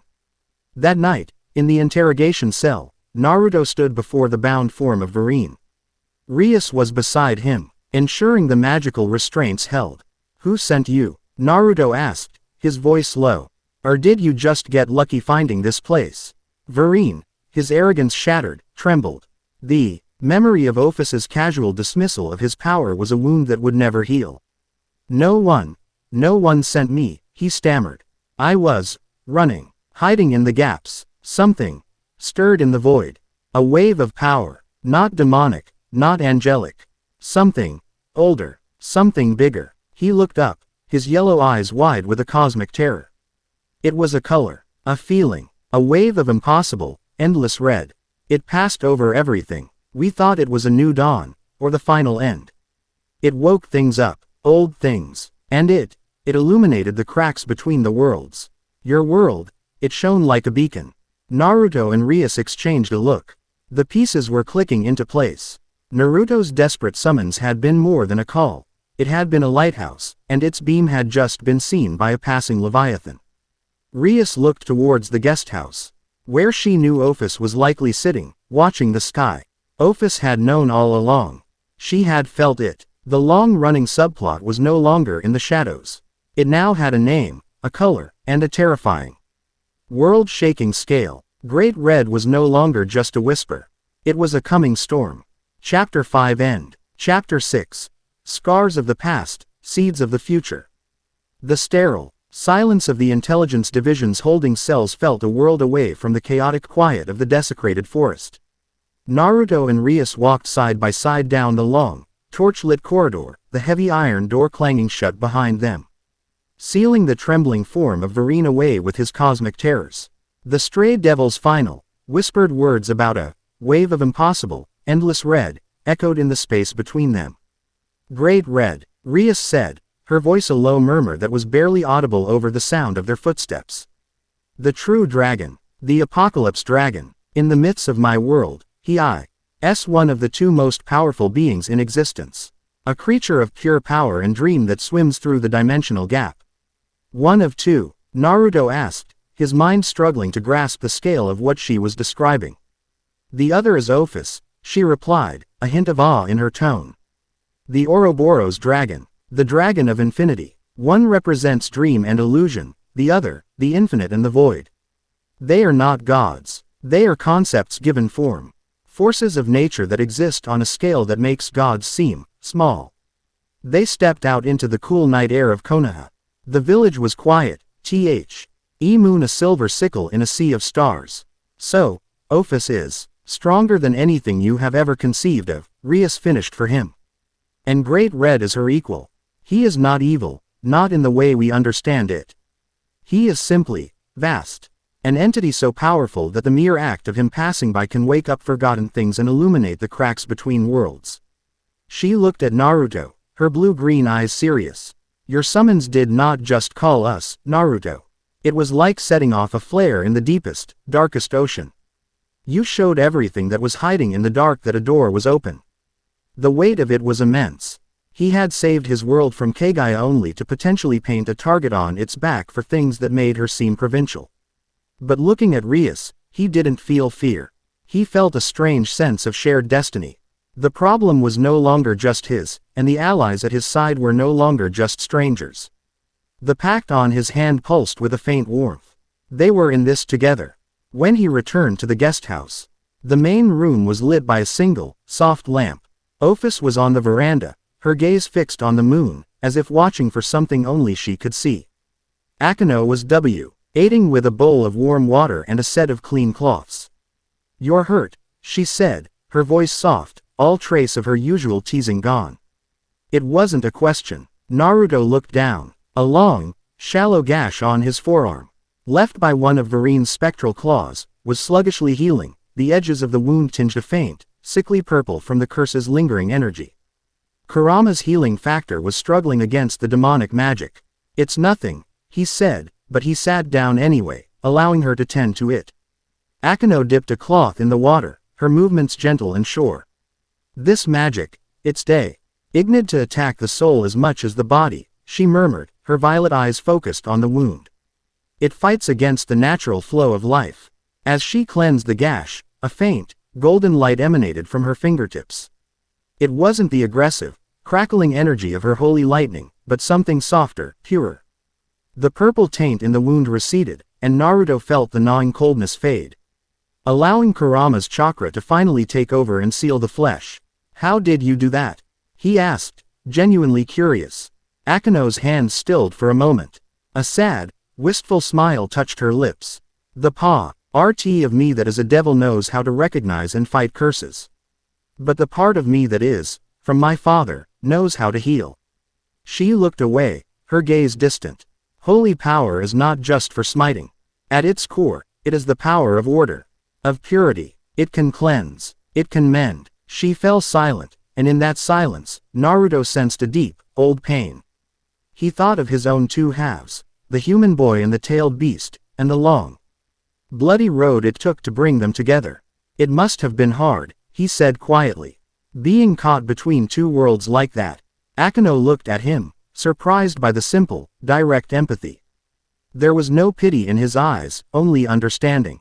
My father is Barakiel, a leader of the fallen angels, she said, her voice barely a whisper. My mother was a human priestess. Their love was forbidden. When I was born, a hybrid, a thing that should not exist, my mother's family cast her out. She died of a sickness, alone and heartbroken, because no one would help her. Because of what I was. She took a shaky breath. For a long time, I hated my father. I hated the holy power in my blood. I thought it was a curse that took my mother from me. I embraced my devil's side. The power of destruction, because it was easier than trying to reconcile the two halves of my soul. Naruto reached out and gently took the cloth from her hand, his own hand covering hers. You're not a curse, Akeno. You're proof that two worlds could come together. The lightning and the healing, they're both you. You don't have to choose. Her violet eyes glistened with unshed tears. She looked at their joined hands. Then back at his face, and a genuine, brilliant smile broke through her sadness. You truly are full of surprises, Naruto-kun. On the veranda, Ophis turned her head slightly. Her gaze moving from the moon to the two figures inside. Half things are often stronger than whole things, she whispered to the night. They have to be. The next day, the political winds in Konoha shifted. Kenshin Hyuga, ever the strategist, had already spun the narrative of Varine's capture to his advantage. Shikamaru found Naruto at his usual spot atop the Hokage monument, his expression more weary than ever. It's a real drag, Naruto, Shikamaru began, slumping down beside him. You'd think capturing a trans-dimensional soul-eating monster would buy you some goodwill, but you'd be wrong. What's Kenshin spouting now? Naruto asked, already bracing himself. It's clever, I'll give him that, Shikamaru admitted. He's not saying they're a threat anymore. He's saying they're a crutch. His argument to the council is this: we were lucky this time. What happens when a threat appears that our new allies can't, or won't, deal with? If we become reliant on their power, Konoha's own strength will wither. We will become a protectorate, living at the mercy of their whims. Naruto could see the insidious logic in it. It was an appeal to pride, to the village's fierce independence. And the council bought it. Hook, line, and sinker, Shikamaru confirmed. Kenshin has been granted permission to form a new, elite unit. He's calling them the Jokahan, the Purification Squad. Our official purpose is to research and develop countermeasures for non-chakra-based threats. Their real purpose, he said, meeting Naruto's eyes, is to figure out how to kill your friends. A cold anger settled in Naruto's stomach. He can't be serious. He's deadly serious. And he has the full backing of the Hyuga clan, the elders, and a good portion of the Anbu who used to serve under Danzo. They've been given resources, access to the village's most secret jutsu archives, everything. The internal threat we were worried about just got a uniform and a budget. Shikamaru stood up, brushing dust from his pants. It gets worse. They've announced a joint tactical assessment exercise for the end of the week. It's mandatory. The Purification Squad versus you and your partners. A training exercise. Naruto scoffed. It's a public execution. No, Shikamaru corrected him, his eyes sharp. It's a declaration of war, dressed up as a sparring match. Kenshin wants to test them. He wants to find a weakness, any weakness, and expose it in front of the entire village leadership. He wants to prove that Shinobi can stand against them, that Konoha doesn't need them. How you handle this, it could decide everything. When Naruto explained the situation back at the guest house, the reactions were as varied as the women themselves. Akeno's eyes lit up with a dangerous, predatory glint. A training exercise. Era. It's been so long since I've had a chance to really stretch my wings. This sounds like fun. Ophis simply blinked. Fighting weak things is boring. But if Naruto is fighting, I will fight. Rias, however, saw it for exactly what it was. Her expression turned cold, her eyes narrowing as she processed the political implications. This, Kenshin, is more cunning than I gave him credit for. This isn't a battle for supremacy, it's a battle for perception. He wants to put us on display, to frame us as either too dangerous to be trusted or too weak to be necessary. She stood, her posture radiating the authority of a queen preparing for court. We cannot refuse. To do so would be seen as an admission of fear. It would validate his claims. Very well, if they wish for a demonstration, we shall give them one they will not soon forget. Her pride, the pride of the House of Grimori, would allow for no other answer. We're not going to crush them, Rias, Naruto said firmly, meeting her gaze. That's what Kenshin wants. He wants to paint us as monsters. We have to show them something else. And what would that be? She challenged. That we are docile, that our power can be tamed. No, Naruto said, a slow grin spreading across his face. We show them that we're a team. Not just you three, and not just me. All of us, together. We'll show them what synergy really looks like. The memorial stone was clean now. The black slime was gone, the corrupted energy purged. The names of the fallen shone in the late afternoon sun, sharp and clear. Naruto stood before it, his hands in his pockets. His mind a whirlwind of strategy and concern. He wasn't just fighting for his friend's place in the village, he was fighting for the future of the village itself. A future of cooperation and growth. Or one of fear and isolation. He touched the pact mark on the back of his hand. He felt the three distinct presences linked to his own. Rias's fierce pride, Akeno's crackling excitement, Ophis's silent, unwavering loyalty. They were so different from him, from each other, products of a universe with different rules and different histories. Yet, in this strange, new world, their fates were bound together. Kenshin saw them as a contamination. A sickness to be purged. Naruto saw it differently. When a skilled blacksmith forges a blade, they fold different types of steel together, hard and soft, brittle and flexible. The process is violent, full of fire and pressure. But the resulting blade is stronger than any of its individual parts. He looked up at the stone face of the fourth Hokage, his father. He had inherited a legacy of protection, a will of fire that believed in the bonds between people. This was his test. Kenshin's challenge was not a threat. It was an opportunity to forge something new, something stronger. His resolve hardened into steel. They would face the Purification Squad, and they would show all of Konoha not the power of devils or dragons, but the power of a bond that crossed worlds. Chapter 6 End. Chapter 7. The Stage of Judgment. The air in Training Ground 7 was still and heavy, like the moment before a storm breaks. It was a massive, enclosed arena, a stone bowl carved into the earth beneath Konoha, typically reserved for the final rounds of the Chunin exams. Today, it was a stage. High above, behind a protective barrier of chakra-infused glass, sat the entirety of Konoha's leadership. Kakashi was at the center, his posture relaxed but his visible eye betraying a razor-sharp focus. To his right sat the elders, their faces grim masks of disapproval. To his left, the clan heads watched with analytical coldness.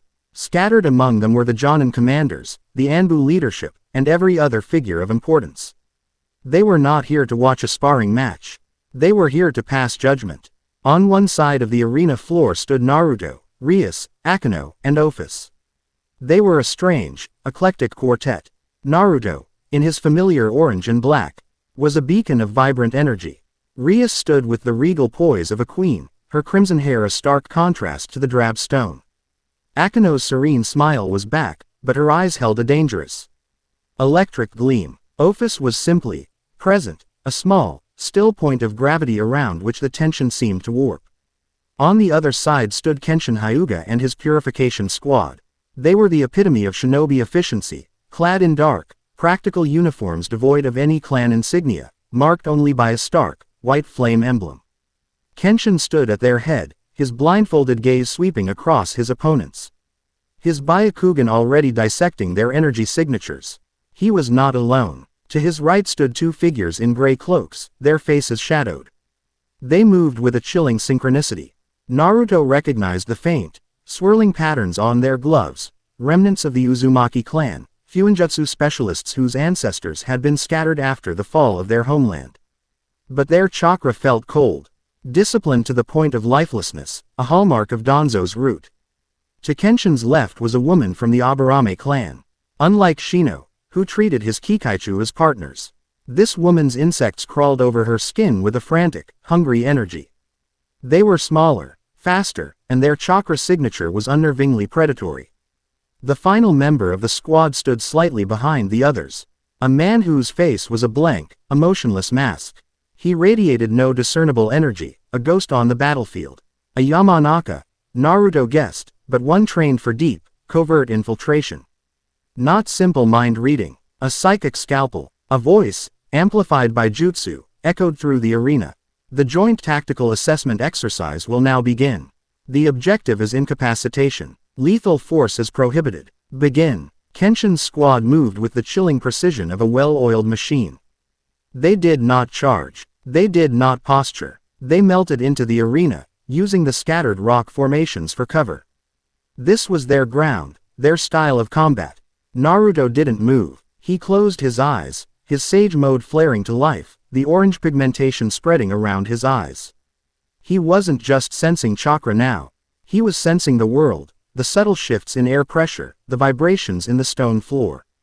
And he was sensing the pact, the four minds linked as one. Now, he thought, sending the command not with words, but with pure intent. The response was instantaneous. Akeno shot into the air, her dark wings carrying her above the battlefield, a perfect aerial lookout. Rias stepped forward, becoming the anchor of their formation. Ophis, as expected, did not move. The first attack was subtle. The two Fuinjutsu specialists appeared on opposite ends of the arena, their hands a blur of seals. Shimmering, near-invisible lines of energy shot out from their fingertips, attempting to weave a massive sealing array across the battlefield, a net designed to ensnare and suppress demonic energy. Before the lines could connect, Rias's hand snapped up. She didn't unleash a wave of destruction. A single, perfectly formed orb of crimson energy, no bigger than a kunai's tip, shot out. It moved with impossible speed, striking the nascent sealing array at its most critical intersection. The array didn't just break, it was erased.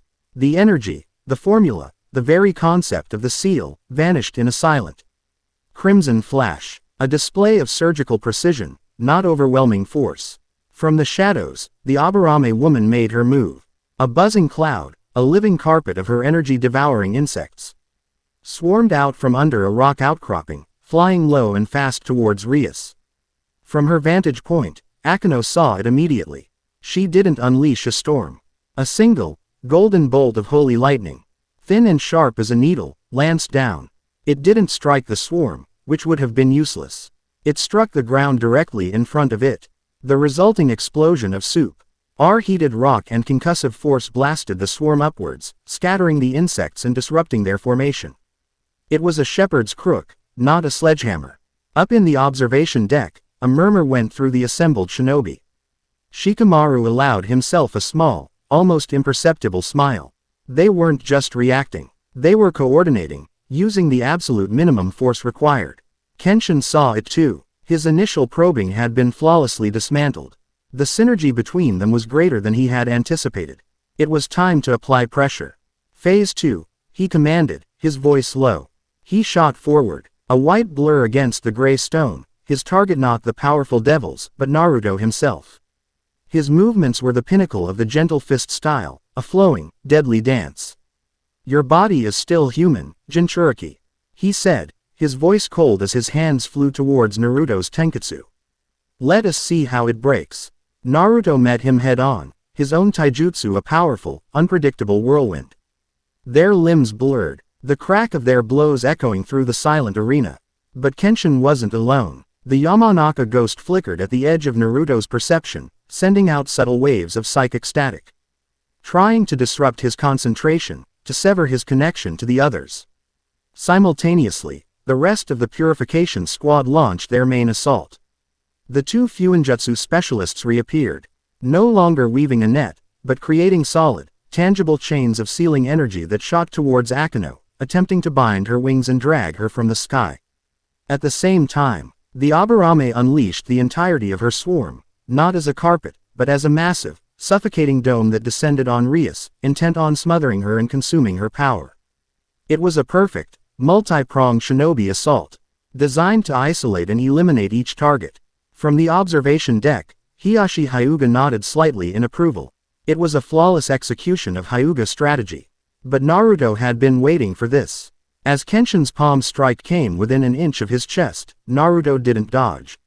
He exploded into a cloud of smoke, a shadow clone. The real Naruto appeared 20 feet away, his hands already flashing through seals. He wasn't the target, he was the conductor. "Rias, now," he projected. Rias, seeing the descending dome of insects, didn't erect a shield. She didn't prepare a blast of destruction. Instead, she slammed her palm on the ground. A circle of complex, crimson runes flared to life around her. It wasn't an attack, it was a transportation spell. High above, just as the ceiling chains were about to ensnare her, Akeno vanished in a swirl of crimson light, reappearing in an identical magic circle directly behind the unsuspecting Aburame clan member. Akeno didn't attack, she clapped her hands together. And a brilliant, blinding wave of pure, holy light erupted from her body. It wasn't lightning, it was pure, unadulterated luminescence. The Purification Squad, their senses honed to superhuman levels, were completely overwhelmed. The Fuinjutsu specialists cried out, their vision whiting out. The Aburame shrieked as her insects, creatures of shadow and consumption, recoiled from the pure energy. Even Kenshin, whose Byakugan saw energy, not light, was momentarily stunned as his entire field of vision was flooded with a blinding, formless white. It was the perfect distraction. In that single, shared moment of blindness, two things happened. Naruto, having finished his seals, slapped his hands on the ground. A dozen shadow clones erupted from the earth, not to fight, but to act as a delivery system. Each one held a Rasengan, but they didn't charge. They slammed the swirling orbs into the ground beneath the stunned shinobi. The result wasn't an explosion. It was a carefully controlled eruption. The ground beneath the Fuinjutsu specialists and the Aburame turned to mud, then to quicksand, their sealing jutsu failing as their footing vanished. Their movements were bogged down. Their coordination shattered. At the same instant, Naruto appeared beside Rias, his hand glowing with the vibrant green of nature energy. He placed his palm on her back. Now, Rias felt the surge of pure, life-giving energy pour into her, not conflicting with her demonic power, but stabilizing it, acting as a catalyst. She raised her hands to the now floundering insect swarm. Demonic art. Winter's lament. She intoned. A wave of intense cold, far beyond any ice-style jutsu, radiated from her. The nature energy acted as an anchor, allowing her to shape her destructive power into a force of absolute stasis. The entire swarm of energy-eating insects was flash-frozen into a single, massive, intricate statue of black ice. It hung in the air for a moment before crashing to the ground, shattering into millions of inert, frozen pieces. Checkmate. The entire Purification Squad was neutralized. The Fuinjutsu specialists were sunk to their waists in mud, the Aburame was trapped. And her primary weapon was destroyed. The Yamanaka ghost, his psychic assault having failed, had wisely retreated. All without a single lethal blow. Only Kenshin remained. He stood, alone amidst the ruin of his perfect strategy, his blindfold now back in place, his face a mask of disbelief and incandescent fury. He had been outmaneuvered, outthought, his team dismantled with a level of teamwork he had never witnessed. His pride, the pride of the Hyuga, the pride of his entire ideology, was shattered. "This is not over," he snarled, dropping into a new stance, one that was jagged and unfamiliar. A pale, ghostly blue chakra, cold and terrifying, enveloped his right hand. "You have proven you are a cohesive unit. Now I will prove that your very existence is a blight that must be purified." He was preparing his soul-rend jutsu. The air grew cold, the very life energy of the arena seeming to recoil from the deathly energy in his hand. Up in the stands, Kakashi leaned forward, ready to intervene. But he never got the chance. Ophis, who had not moved from her starting position, who had not uttered a word or flared her power, finally acted. She tilted her head and looked at Kenshin Hyuga. That was all she did. But for Kenshin, whose Byakugan saw the very essence of things, it was like staring into the heart of a black hole.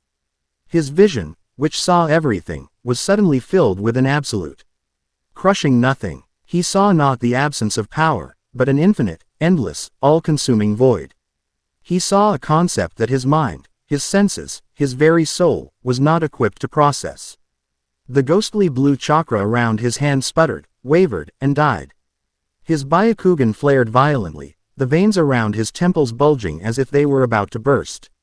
He let out a choked gasp, stumbling backward, his hands flying to his head.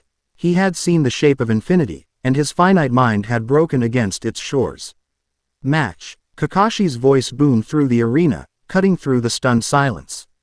The exercise was over. Naruto's team stood victorious, not a scratch on them. They had not won with a cataclysmic blast or an overwhelming show of force. They had won with strategy, with synergy, and with a single, silent gaze. The silence from the observation deck was absolute. Every leader, every shinobi, stared down at the scene, their minds reeling. Kenshin H. Yuga had sought to prove that the outsiders were a dangerous, uncontrollable weapon. Instead, Naruto had proven that they were a disciplined, perfectly coordinated team. And in the process, he had shown them all a level of power, a silent, absolute authority in ophis, that was more terrifying than any army. The political landscape of Konoha had not just been altered. It had been shattered. Chapter 7 End. Chapter 8. Wounds in the World. The judgment of Konoha's leadership was not delivered in a pronouncement, but in a profound and heavy silence. In the immediate aftermath of the exercise, the observation deck had remained quiet. The assembled shinobi lords and clan heads staring down at the arena floor, their minds struggling to process what they had just witnessed. They had come expecting to measure a threat, to gauge a weapon. Instead, they had been shown a glimpse of infinity, a casual display of power so absolute it rendered their entire understanding of combat obsolete. The next morning, Naruto stood in the Hokage's office. The mood was somber. Shikamaru was there, leaning against a bookshelf, his expression grim. Kakashi sat behind his desk, his fingers steepled, his single eye fixed on Naruto. There was no congratulatory tone in the air, no sense of victory. There was only the tense, vibrating quiet of a world that had just realized its own insignificance. "They're terrified," Shikamaru said, breaking the silence. His voice was flat. "You thought Kenshin was a problem. What he was selling was fear of the unknown. What you showed them yesterday was the certainty of their own powerlessness. That's 1,000 times more terrifying. Kenshin has been stripped of his command and placed under house arrest pending a full inquiry," Kakashi added. "His purification squad is officially disbanded. Publicly, the story is that he overstepped his authority and acted with reckless aggression. But privately, his fears have taken root, Naruto. The council no longer sees you, our partners, as a potential threat to be contained. They see them as a reality to which they must submit. And they hate it." Naruto felt a surge of frustration. "We did exactly what I said we would. We showed them control, teamwork. We didn't hurt anyone. You didn't have to," Shikamaru countered. "That little girl, Ophis, she mentally broke one of the strongest Hyuga in a generation without even moving. You can't put that genie back in the bottle. They understand now that if any of them, truly wanted to, they could unmake this entire village, and there isn't a damn thing we could do about it." This was the new reality. He hadn't brought allies to Konoha, he had brought a new tier of existence. Kakashi leaned forward, his expression deadly serious. "Which is why we have to change the framework. They can't be seen as guests or temporary allies anymore. That implies they might one day leave, or worse, turn against us. Their status needs to be formalized, integrated into our structure in a way that provides stability. Not fear." He pushed a scroll across the desk. "As of this morning, by my authority as Hokage, I am sanctioning the creation of a new, independent unit, answering only to you and, by extension, to me. You will be its official commander." Naruto picked up the scroll. The calligraphy was bold, official. "Unit designation. The Wardens. Your mandate," Kakashi continued, "is to investigate and neutralize threats that fall outside the conventional understanding of chakra. Trans-dimensional incursions, rogue magical entities, like Varine. You are Konoha's first, and only line of defense against the new dangers you have, inadvertently, revealed to us." It was a brilliant political solution. It gave Naruto's team a formal, necessary role within the village hierarchy. It reframed them from a potential threat into an essential shield. It gave the fearful council a box to put them in, a purpose they could understand.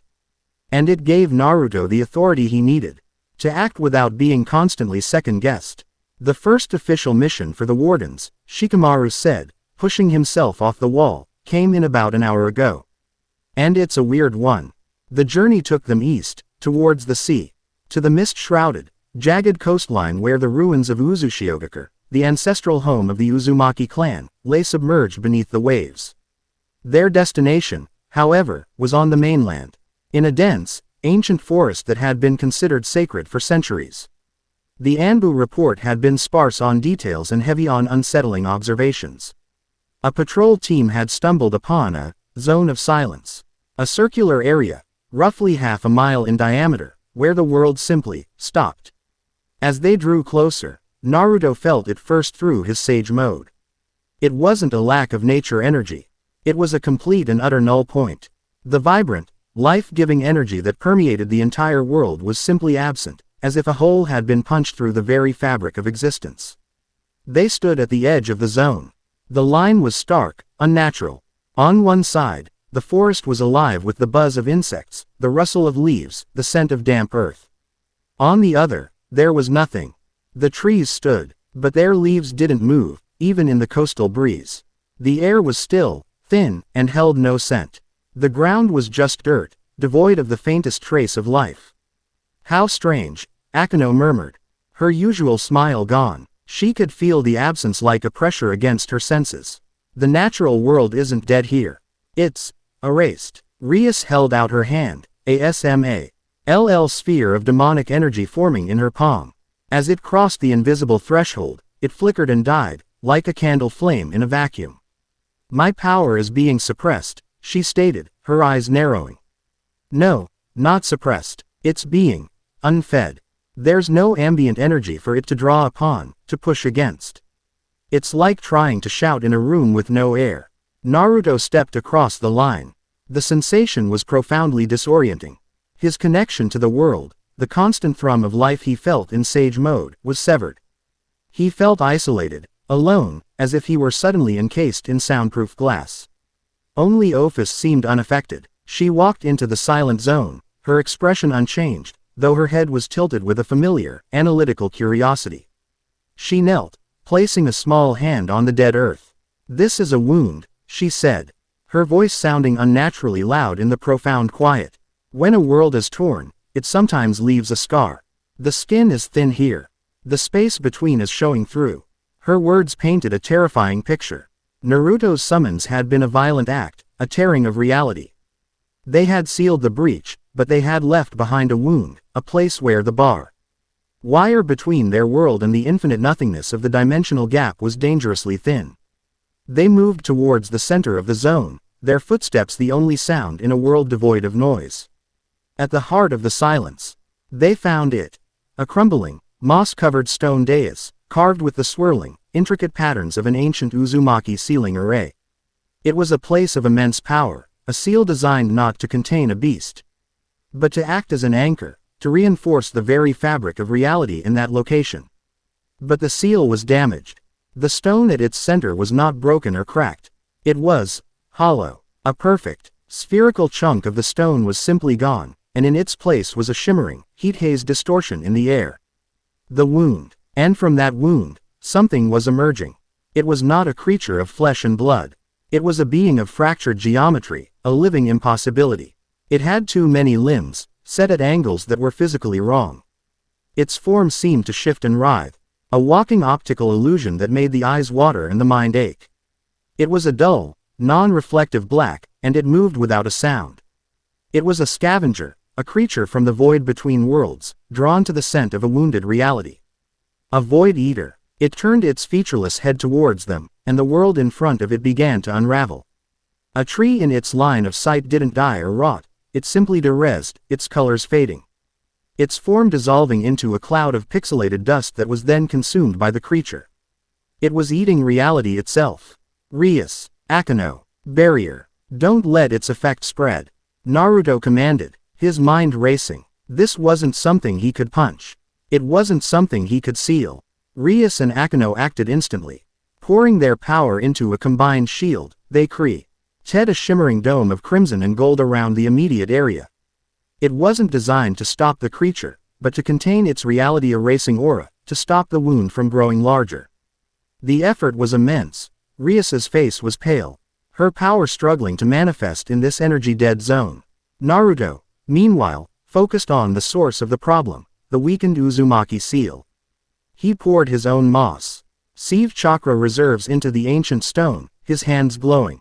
He wasn't trying to fight the creature, he was trying to perform emergency surgery, to reinforce the dimensional wall and cut off the creature's connection to its home. The seal flared with a brilliant, golden light, the ancient runes fighting to reassert their authority over the unraveling space.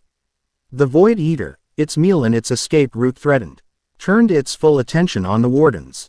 The air inside their barrier began to shimmer and distort, but it never reached them. Ophis, who had been watching with a detached curiosity, finally stepped forward. She walked calmly towards the geometric nightmare, her small form utterly dwarfed by its impossible, shifting mass. She seemed to be the only thing in existence that was truly solid, truly real. She stopped directly in front of it, unaffected by the aura of erasure that was causing the very air to fray. She looked up at its non-face. "You are noisy," she said, her voice flat. "You are eating my silence and spitting it out. This place is a quiet place. Go home." She reached out and placed her small, pale hand on the creature's shifting, paradoxical surface. There was no explosion, no flash of light. The Void Eater simply stopped. Its frantic, geometric shifting ceased. It became a static, black shape. And then, like a film running in reverse, it began to fold in on itself. It collapsed into a single point of absolute nothingness, which then winked out of existence. Ophis had not killed it. She had simply told it where it belonged, and it had obeyed. With the creature gone, Ophis turned her attention to the shimmering distortion in reality. She placed her hand on the air itself. The terrifying wound, the hole in the world, began to close. The oppressive silence receded. The first sound to return was the distant cry of a seagull. Then, the rustle of leaves in the breeze. The hum of insects. The vibrant, thrumming pulse of nature energy flooded back into the area. And Naruto felt his sage mode connect with a world that was whole once more. The scar had been healed. They didn't speak on the journey back. The implications of what they had just faced were too heavy for casual conversation. This was the true consequence of Naruto's summons. Not political fallout, not frightened elders, but physical, tangible wounds in his world, and the silent, hungry things that were drawn to them. That night, the four of them sat in the main room of the guest house. The tension of the day had been replaced by a quiet, shared sobriety. Akeno poured tea, a familiar ritual, a small anchor in a sea of uncertainty. "That was the first," Rias said, her voice low as she stared into her cup. "The first of the scavengers. Now that they know the way, there will be more. And we'll be here to stop them," Naruto replied, his voice firm, leaving no room for doubt. He looked at the three women around him. The proud devil princess who was learning the value of a single soul. The cheerful, wounded fallen angel hybrid who was learning to embrace all parts of herself. The silent, infinite dragon god who was, perhaps, learning what it meant to have a home. He had dragged them from their world, from their own lives and their own problems, and pulled them into his. But looking at them now, in the soft lamplight of a quiet house in a peaceful village, he didn't feel guilt. He felt a profound sense of rightness. This was their new job. Their new reality. They were the wardens, not just of Konoha, but of the thinning veil between the worlds. He had started this, and together, they would see it through. He looked at each of them in turn, and for the first time, he fully understood. This wasn't just a team, or a pact. This was his new family. Chapter 8 End. Chapter 9. Echoes of Red. The weeks that followed the incident at Uzushio's ruins settled into a tense, new normal. The wardens became a functioning, if unorthodox, unit within Konoha's structure. Their mission reports, sanitized by Shikamaru for the council's consumption, spoke of sealing dimensional fissures and pacifying extraplanar entities. The reality was far stranger. They dealt with whispers that drove shinobi mad near a thinning veil in the land of sound, and a reality-warping fungus that grew in the land of hot water, turning trees to glass and streams to mercury. Each incident was a new scar on the world, a new symptom of the violent tearing that had brought them together. And with each mission, their synergy grew, their disparate powers weaving into a seamless tapestry of overwhelming force and precise control. But a deeper, more insidious threat was beginning to manifest, one they couldn't fight with Rasengans or blasts of demonic energy. It came in the form of a dream. It began with Naruto. He would fall asleep, exhausted from a mission, and find himself not in Konoha, but in a vast, crimson sky. There was no ground, no sun, only an endless expanse of swirling, roiling red. He felt no fear, only a profound sense of awe and a crushing, cosmic loneliness. He would drift in this scarlet sea until he awoke, the memory of the color burned behind his eyelids. He tried to dismiss it as a stress-induced nightmare, but then, one morning over breakfast, Rias set down her teacup with a sharp clink, her face pale. "I was flying," she said, her voice strained, "through a sky the color of blood. It was endless. I have never felt so small." Akeno, too, had seen it. "I was falling," she admitted, her usual cheerfulness absent. Endlessly falling through a red twilight. Even Ophis, who claimed not to sleep, seemed affected. She would spend hours staring into space, and once, Naruto heard her whisper a single, frustrated word to the empty air, loud. They were all sharing the same dream. The same psychic echo. It was the color Varine had described in his terror-filled ramblings. The color of Great Red. The Apocalypse Dragon wasn't just a distant threat, his passing had left a psychic stain on their reality, a resonant frequency that was slowly, insidiously bleeding into their world, and the pact they shared was acting as a perfect antenna. The political situation in Konoha had also evolved. Kenshin Hyuga, officially disgraced, had vanished from his clan's compound. The official story was that he had taken a leave of absence to meditate on his transgressions. Kakashi and Shikamaru knew better. The man had gone to ground, his network of former root operatives and hardline traditionalists now operating as a true shadow organization within the village, their new singular obsession being the wardens. The more immediate problem, however, came from an entirely unexpected quarter, Sunagaku. An official diplomatic envoy arrived, led by Gaara, the Kazekage, himself. The meeting was held in the Hokage's most secure council room. The air was thick with tension. After the formal greetings were exchanged, Gaara got straight to the point, his voice the same calm, raspy monotone. But his eyes, sharp and intense, were fixed on Naruto. "We have a problem, Naruto," Gaara began. "One of our sensory patrols, deep in the desert, discovered something. A new oasis. But the water is not water. It is liquid crystal. The plants that grow around it are not alive, they are crystalline structures that hum with an energy we cannot identify." He placed a sealed container on the table. Inside, a single, beautiful, razor-sharp flower made of what looked like ruby-red quartz pulsed with a faint, inner light. When our shinobi got too close, Gaara continued, his expression grim. They began to crystallize. Their bodies, their very chakra networks, started to transform. We managed to pull them back, but they are in a state of suspended animation, living statues. My medics can do nothing. This is not a jutsu we understand. Rias, who was present along with Naruto, leaned forward, her eyes narrowed as she studied the crystal flower.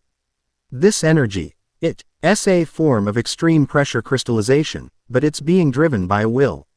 A consciousness. The dreams, Naruto said, a cold dread washing over him. The red. Gaara nodded. The survivors, before they were fully transformed, spoke of a dream they all shared. Of a vast, red dragon swimming through a sea of stars. Great Red's psychic echo was no longer just a dream. It was physically manifesting, taking root in their world. And it was doing so in one of the most desolate, uninhabited places on the planet, the great desert of the Land of Wind. It was using the raw, untamed nature of the desert as a canvas. And it was beginning to paint. "We need your help," Gaara stated, the words a clear admission of his own village's limitations. "We need the wardens. The journey to the Land of Wind." D was a stark reminder of the differences in their worlds. The endless expanse of sand, the blistering heat, the sheer, raw power of the sun. It was a landscape that awed even the battle-hardened devils. They stood on a high dune, looking down at the so-called oasis. It was a breathtaking, alien sight. A crystalline forest, a half-mile wide, had bloomed in the middle of the desert. Trees of emerald and sapphire grew from the red sand, their branches tinkling like wind chimes in the hot breeze. The lake, at its center was a swirling vortex of molten, liquid light. The entire area hummed, not with chakra, but with a strange, harmonic resonance that vibrated in the bones. "It's beautiful," Akeno breathed, her aesthetic sense momentarily overriding her caution.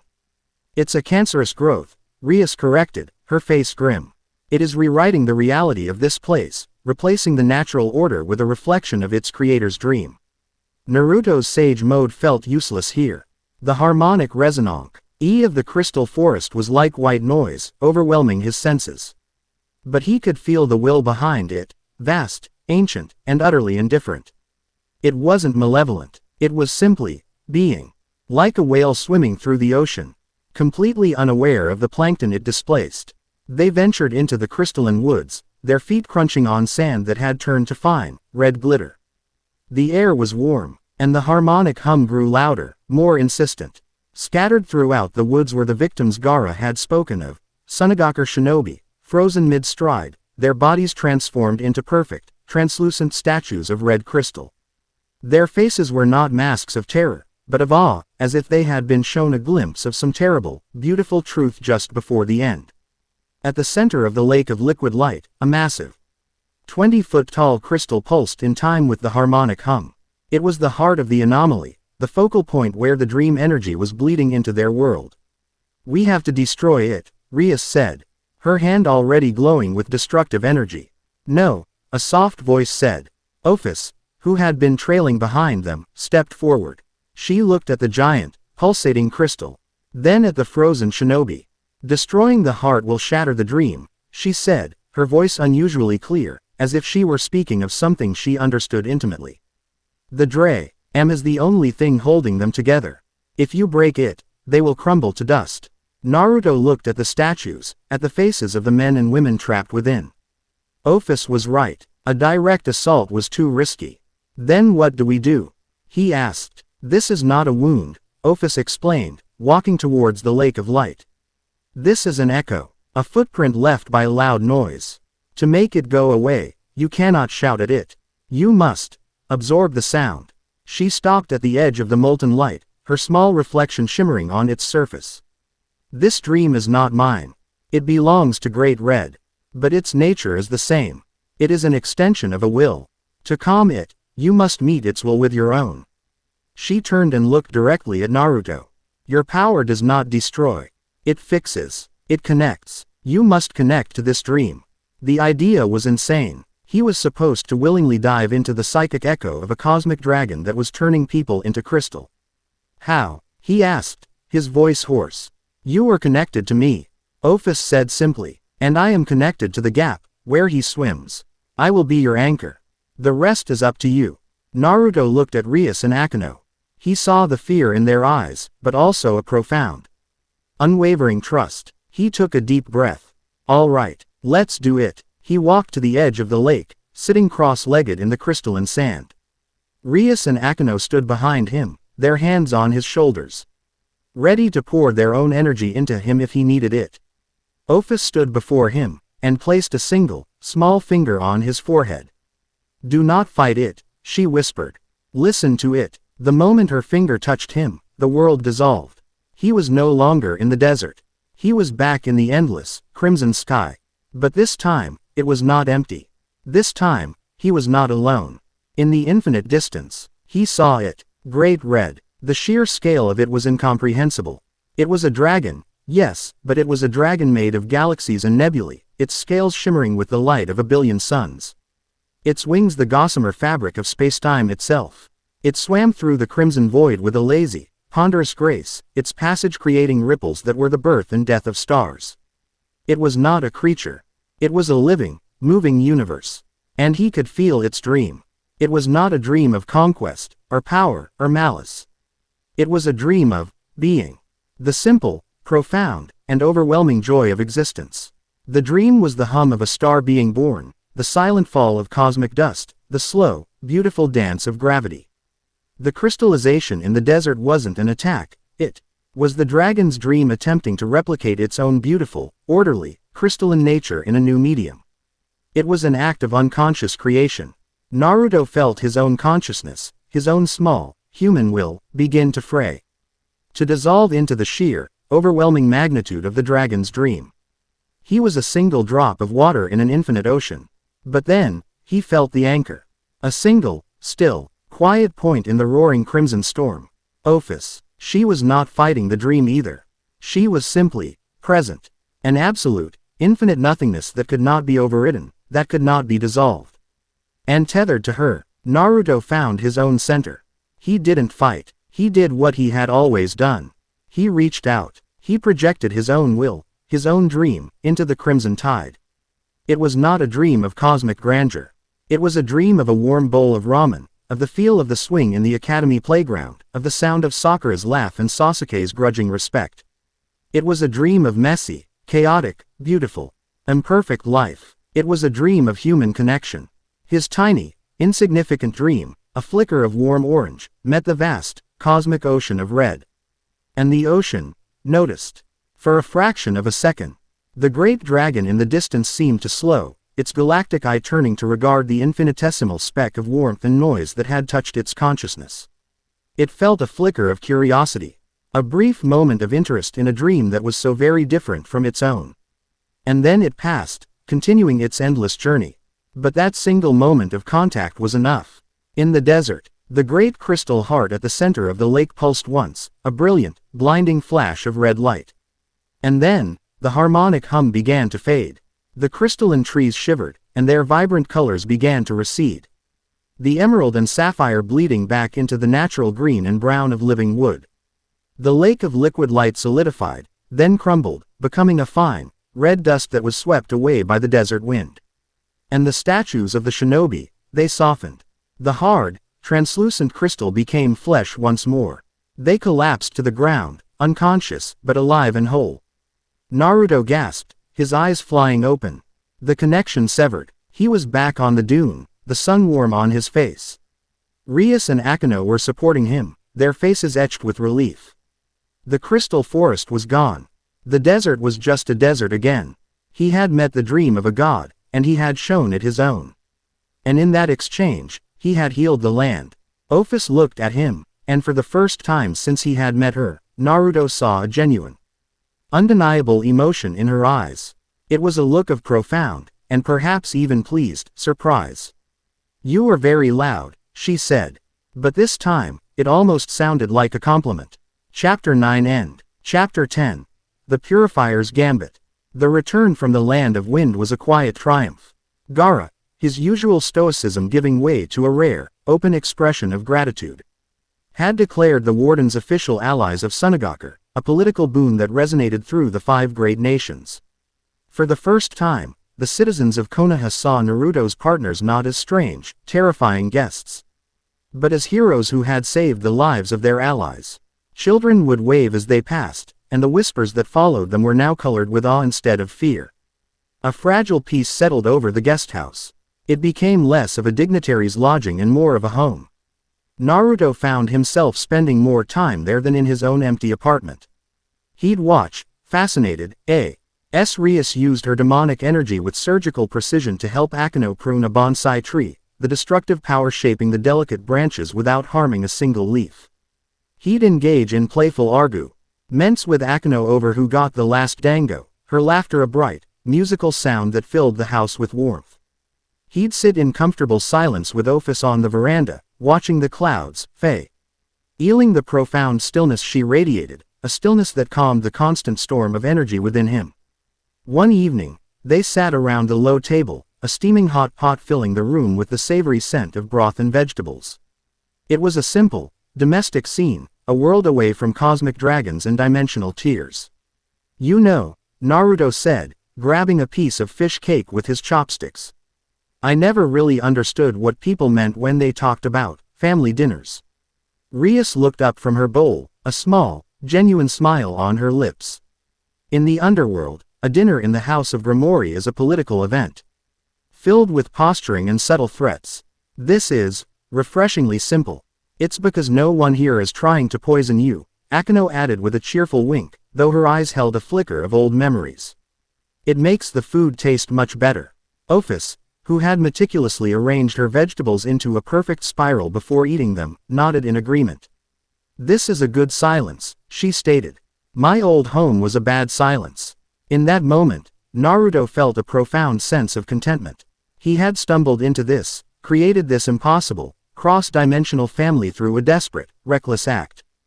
And he wouldn't trade it for anything.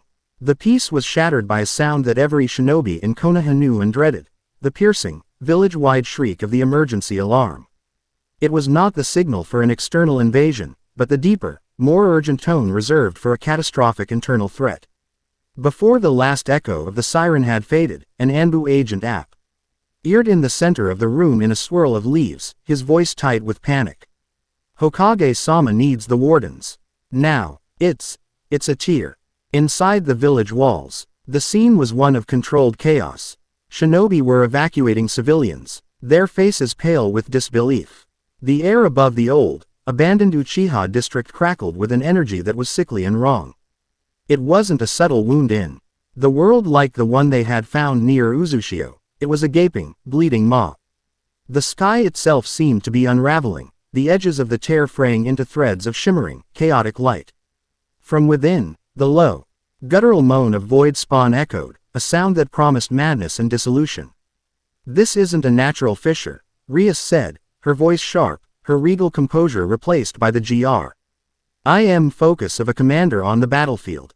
This was created, deliberately. It's centered on a nexus of old Uchiha barrier seals, Kakashi relayed to them, his voice tinny over their communication earpieces. "We can't get close. The seals are reacting to the tear, creating a massive field of spatial distortion." Naruto's Sage Mode senses confirmed it. The space around the tear was a vortex of unstable energy. "Ophis, you're the only one who can get to the center and seal it from the inside," he commanded, his voice taking on the clear authority of a leader. "Rias, Akeno, you're on containment. Don't let a single one of those things get out. I'll run interference, draw their fire." It was a solid plan, forged from the experience of a dozen missions. They moved as one, a single, four-headed entity of purpose. But as they crossed the threshold into the Uchiha district, the world went wrong. The ground beneath them flared with a blinding, ghostly blue light. A massive, impossibly complex sealing array, hidden beneath a layer of genjutsu, erupted to life. It was a seal Naruto had never seen before, its runes a twisted, bastardized version of Uzumaki Fuinjutsu. It wasn't a cage. It wasn't a suppression field. It was an amplifier. Rias cried out, stumbling to one knee as a torrent of raw, untamed demonic energy flooded her system. The crimson aura that usually shimmered around her exploded into a raging, uncontrolled inferno. Akeno gasped, arcs of golden and black lightning erupting from her body, striking the surrounding buildings, blasting craters into the ancient streets. E-Seal was force-feeding them their own power, overloading their systems, turning them into walking, uncontrolled disasters. "Naruto." Rias's voice was strained, a desperate plea through gritted teeth. "It's too much. I can't control it." Quote. The tear, sensing the surge of chaotic energy, pulsed violently, and the first of the void spawn began to spill through, shambling, geometric horrors that seemed to suck the color from the world. Ophis, immune to the energy amplification, was already moving towards the tear, her small form a bulwark against the tide. But the others were compromised. The trap had been sprung perfectly. And from the shadows of a crumbling dojo, Kenshin Hyuga stepped out. He was no longer in his pristine uniform, but in dark, practical shinobi gear. His face was gaunt, his eyes, beneath their blindfold, burning with the cold fire of a zealot on the verge of martyrdom. He was flanked by the remnants of his purification squad. "Behold, Uzumaki," Kenshin's voice was calm, resonant. The voice of a man who believed his victory was already assured. "The true nature of the contamination you have brought upon us. Uncontrollable, destructive. You thought them partners. They are calamities, waiting for a catalyst. And I have provided it." Naruto stared, his mind racing, putting the pieces together. "This was you. You used the tear as bait." "The tear was a gift," Kenshin corrected. "A relic from a darker time. A forbidden scroll that promised to open a door to the void. I simply chose the location. This seal," he gestured to the glowing runes on the ground, "is my own masterpiece. It does not fight their power. It feeds it. It shows it for what it truly is, a plague. The village leaders are watching. They will see their precious wardens burn down a district of their own city. They will see the truth." He dropped into his fighting stance, the ghostly, soul-killing chakra of his soul rend jutsu enveloping his hands. "And you, Uzumaki, are the disease's heart. It is time for the final purification. He charged. The battle was a symphony of chaos. Naruto met Kenshin's attack, their taijutsu a blur of orange and black. But Naruto was fighting a war on 3 fronts. He was dodging Kenshin's lethal, soul-attacking strikes while simultaneously trying to project a sense of calm through the pact to Rias and Akeno, who were locked in a desperate battle against their own power. Rias was trying to form shields, but they were erupting into uncontrolled blasts of destruction. Akeno was trying to summon precise lightning strikes, but instead unleashed city block-leveling thunderstorms. Don't you see the irony? Kenshin snarled, his palm strike phasing through Naruto's guard and striking his shoulder, sending a wave of icy coldness through his chakra network. You, who champion the power of bonds, are chained to living weapons of mass destruction. Your connection is their fuse. He was right. The pact, their greatest strength, was now a conduit for the seal's chaotic influence. Naruto gritted his teeth, dodging another strike. He couldn't beat Kenshin and help his friends at the same time. He had to choose, but he remembered the lesson of the infirmary, the clash of wills with Rias. He would not sacrifice anyone. There was always another way. He wasn't just a Jinchuriki. He wasn't just a sage. He was a warden. He was a partner. He disengaged from Kenshin with an explosive burst of chakra, creating a momentary gap. He closed his eyes, ignoring the physical battle around him, and focused entirely on the pact. He didn't try to send them power. He didn't try to suppress the seal. He sent them something else entirely. He sent them his trust. He projected not words, but feelings, memories, a lifetime of unbreakable belief. He sent Rias the memory of their argument, of his declaration that every soul was worth the risk, and the flicker of understanding he had seen in her eyes. He sent Akeno the memory of their conversation in the guest house, of his hand covering hers, of his simple acceptance of both halves of her soul. He sent them the feeling of sitting around the hot pot, the easy laughter, the comfortable silence. He sent them his unwavering, absolute faith that they were not monsters, that they were stronger than the chaos Kenshin was trying to drown them in. He wrapped his own will around their 2 frantic, struggling minds and held them steady. You are not weapons. His thought echoed through their bond, clear as a bell in a hurricane. You are my family. Control it, own it. And in the heart of the raging inferno of their own power, Rias and Akeno heard him. Rias, her body wreathed in a corona of destructive energy that was threatening to tear her apart, stopped fighting it. Anchored by Naruto's will, she opened herself to the flood. She accepted the overwhelming power, and with a guttural roar, she bent it to her will. The crimson inferno that was exploding outward suddenly imploded, collapsing in on itself. She raised her hands, and the vast, untamed energy was not fired as a weapon, but woven, with breathtaking precision, into a perfect, crimson, semi-opaque dome that enveloped the entire Uchiha district. It was not a shield of destruction. It was a shield of containment. Akeno, arcs of lightning lashing out from her body, did the same. She embraced the storm. Her golden holy power and her dark demonic lightning, once at war, now merged. Guided by Naruto's faith in her wholeness, she rose into the air, a goddess of a controlled tempest, and pointed a finger at the glowing blue seal on the ground. A single, focused beam of pure, white gold energy lanced down. It did not blast the seal, it purged it. The malevolent intent, the destabilizing formula, was unwritten by the pure, holy power, and the ghostly blue light flickered and died. The flood of energy stopped. The pressure vanished. Kenshin froze mid-strike, his Byakugan widening in utter disbelief. He had watched his ultimate weapon, his perfect catalyst of chaos, be tamed, controlled, and dismantled. His entire ideology, his entire justification for this attack, had been unmade before his very eyes. They were not monsters. They were monsters of a power he could not comprehend.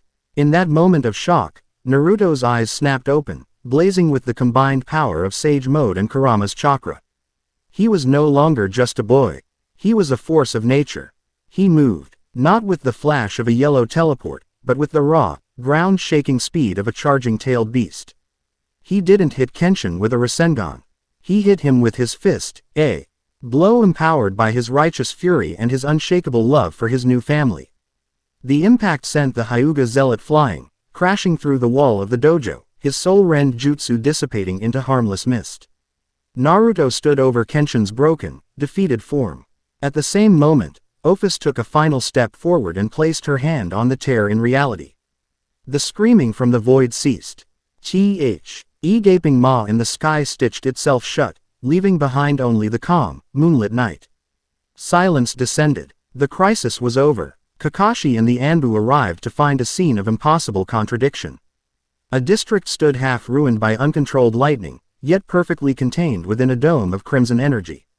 The source of the chaos, Kenshin Hyuga, lay defeated, and in the center of it all stood the four wardens, exhausted. Battered, but radiating an aura of absolute, unshakable unity. Naruto looked at Rias, who gave him a tired, grateful nod as the containment dome dissolved. He looked at Akeno, who descended from the sky, her smile weary but genuine. He looked at Ophis, who simply stood there, a silent, infinite guardian. He had faced down the fear and hatred of his own village, a reflection of the same prejudice he had fought his entire life. But this time, he hadn't been fighting for himself. He had been fighting for his family. They had been tested not by a monster from the void, but by the poison of a closed heart. And they had won. This battle was over. But Naruto looked up at the stars, at the silent, endless void where beings like Great Red swam. He knew, with a certainty that chilled him to the bone, that the war for his new world, and all the worlds connected to it, had only just begun. Chapter 10 End.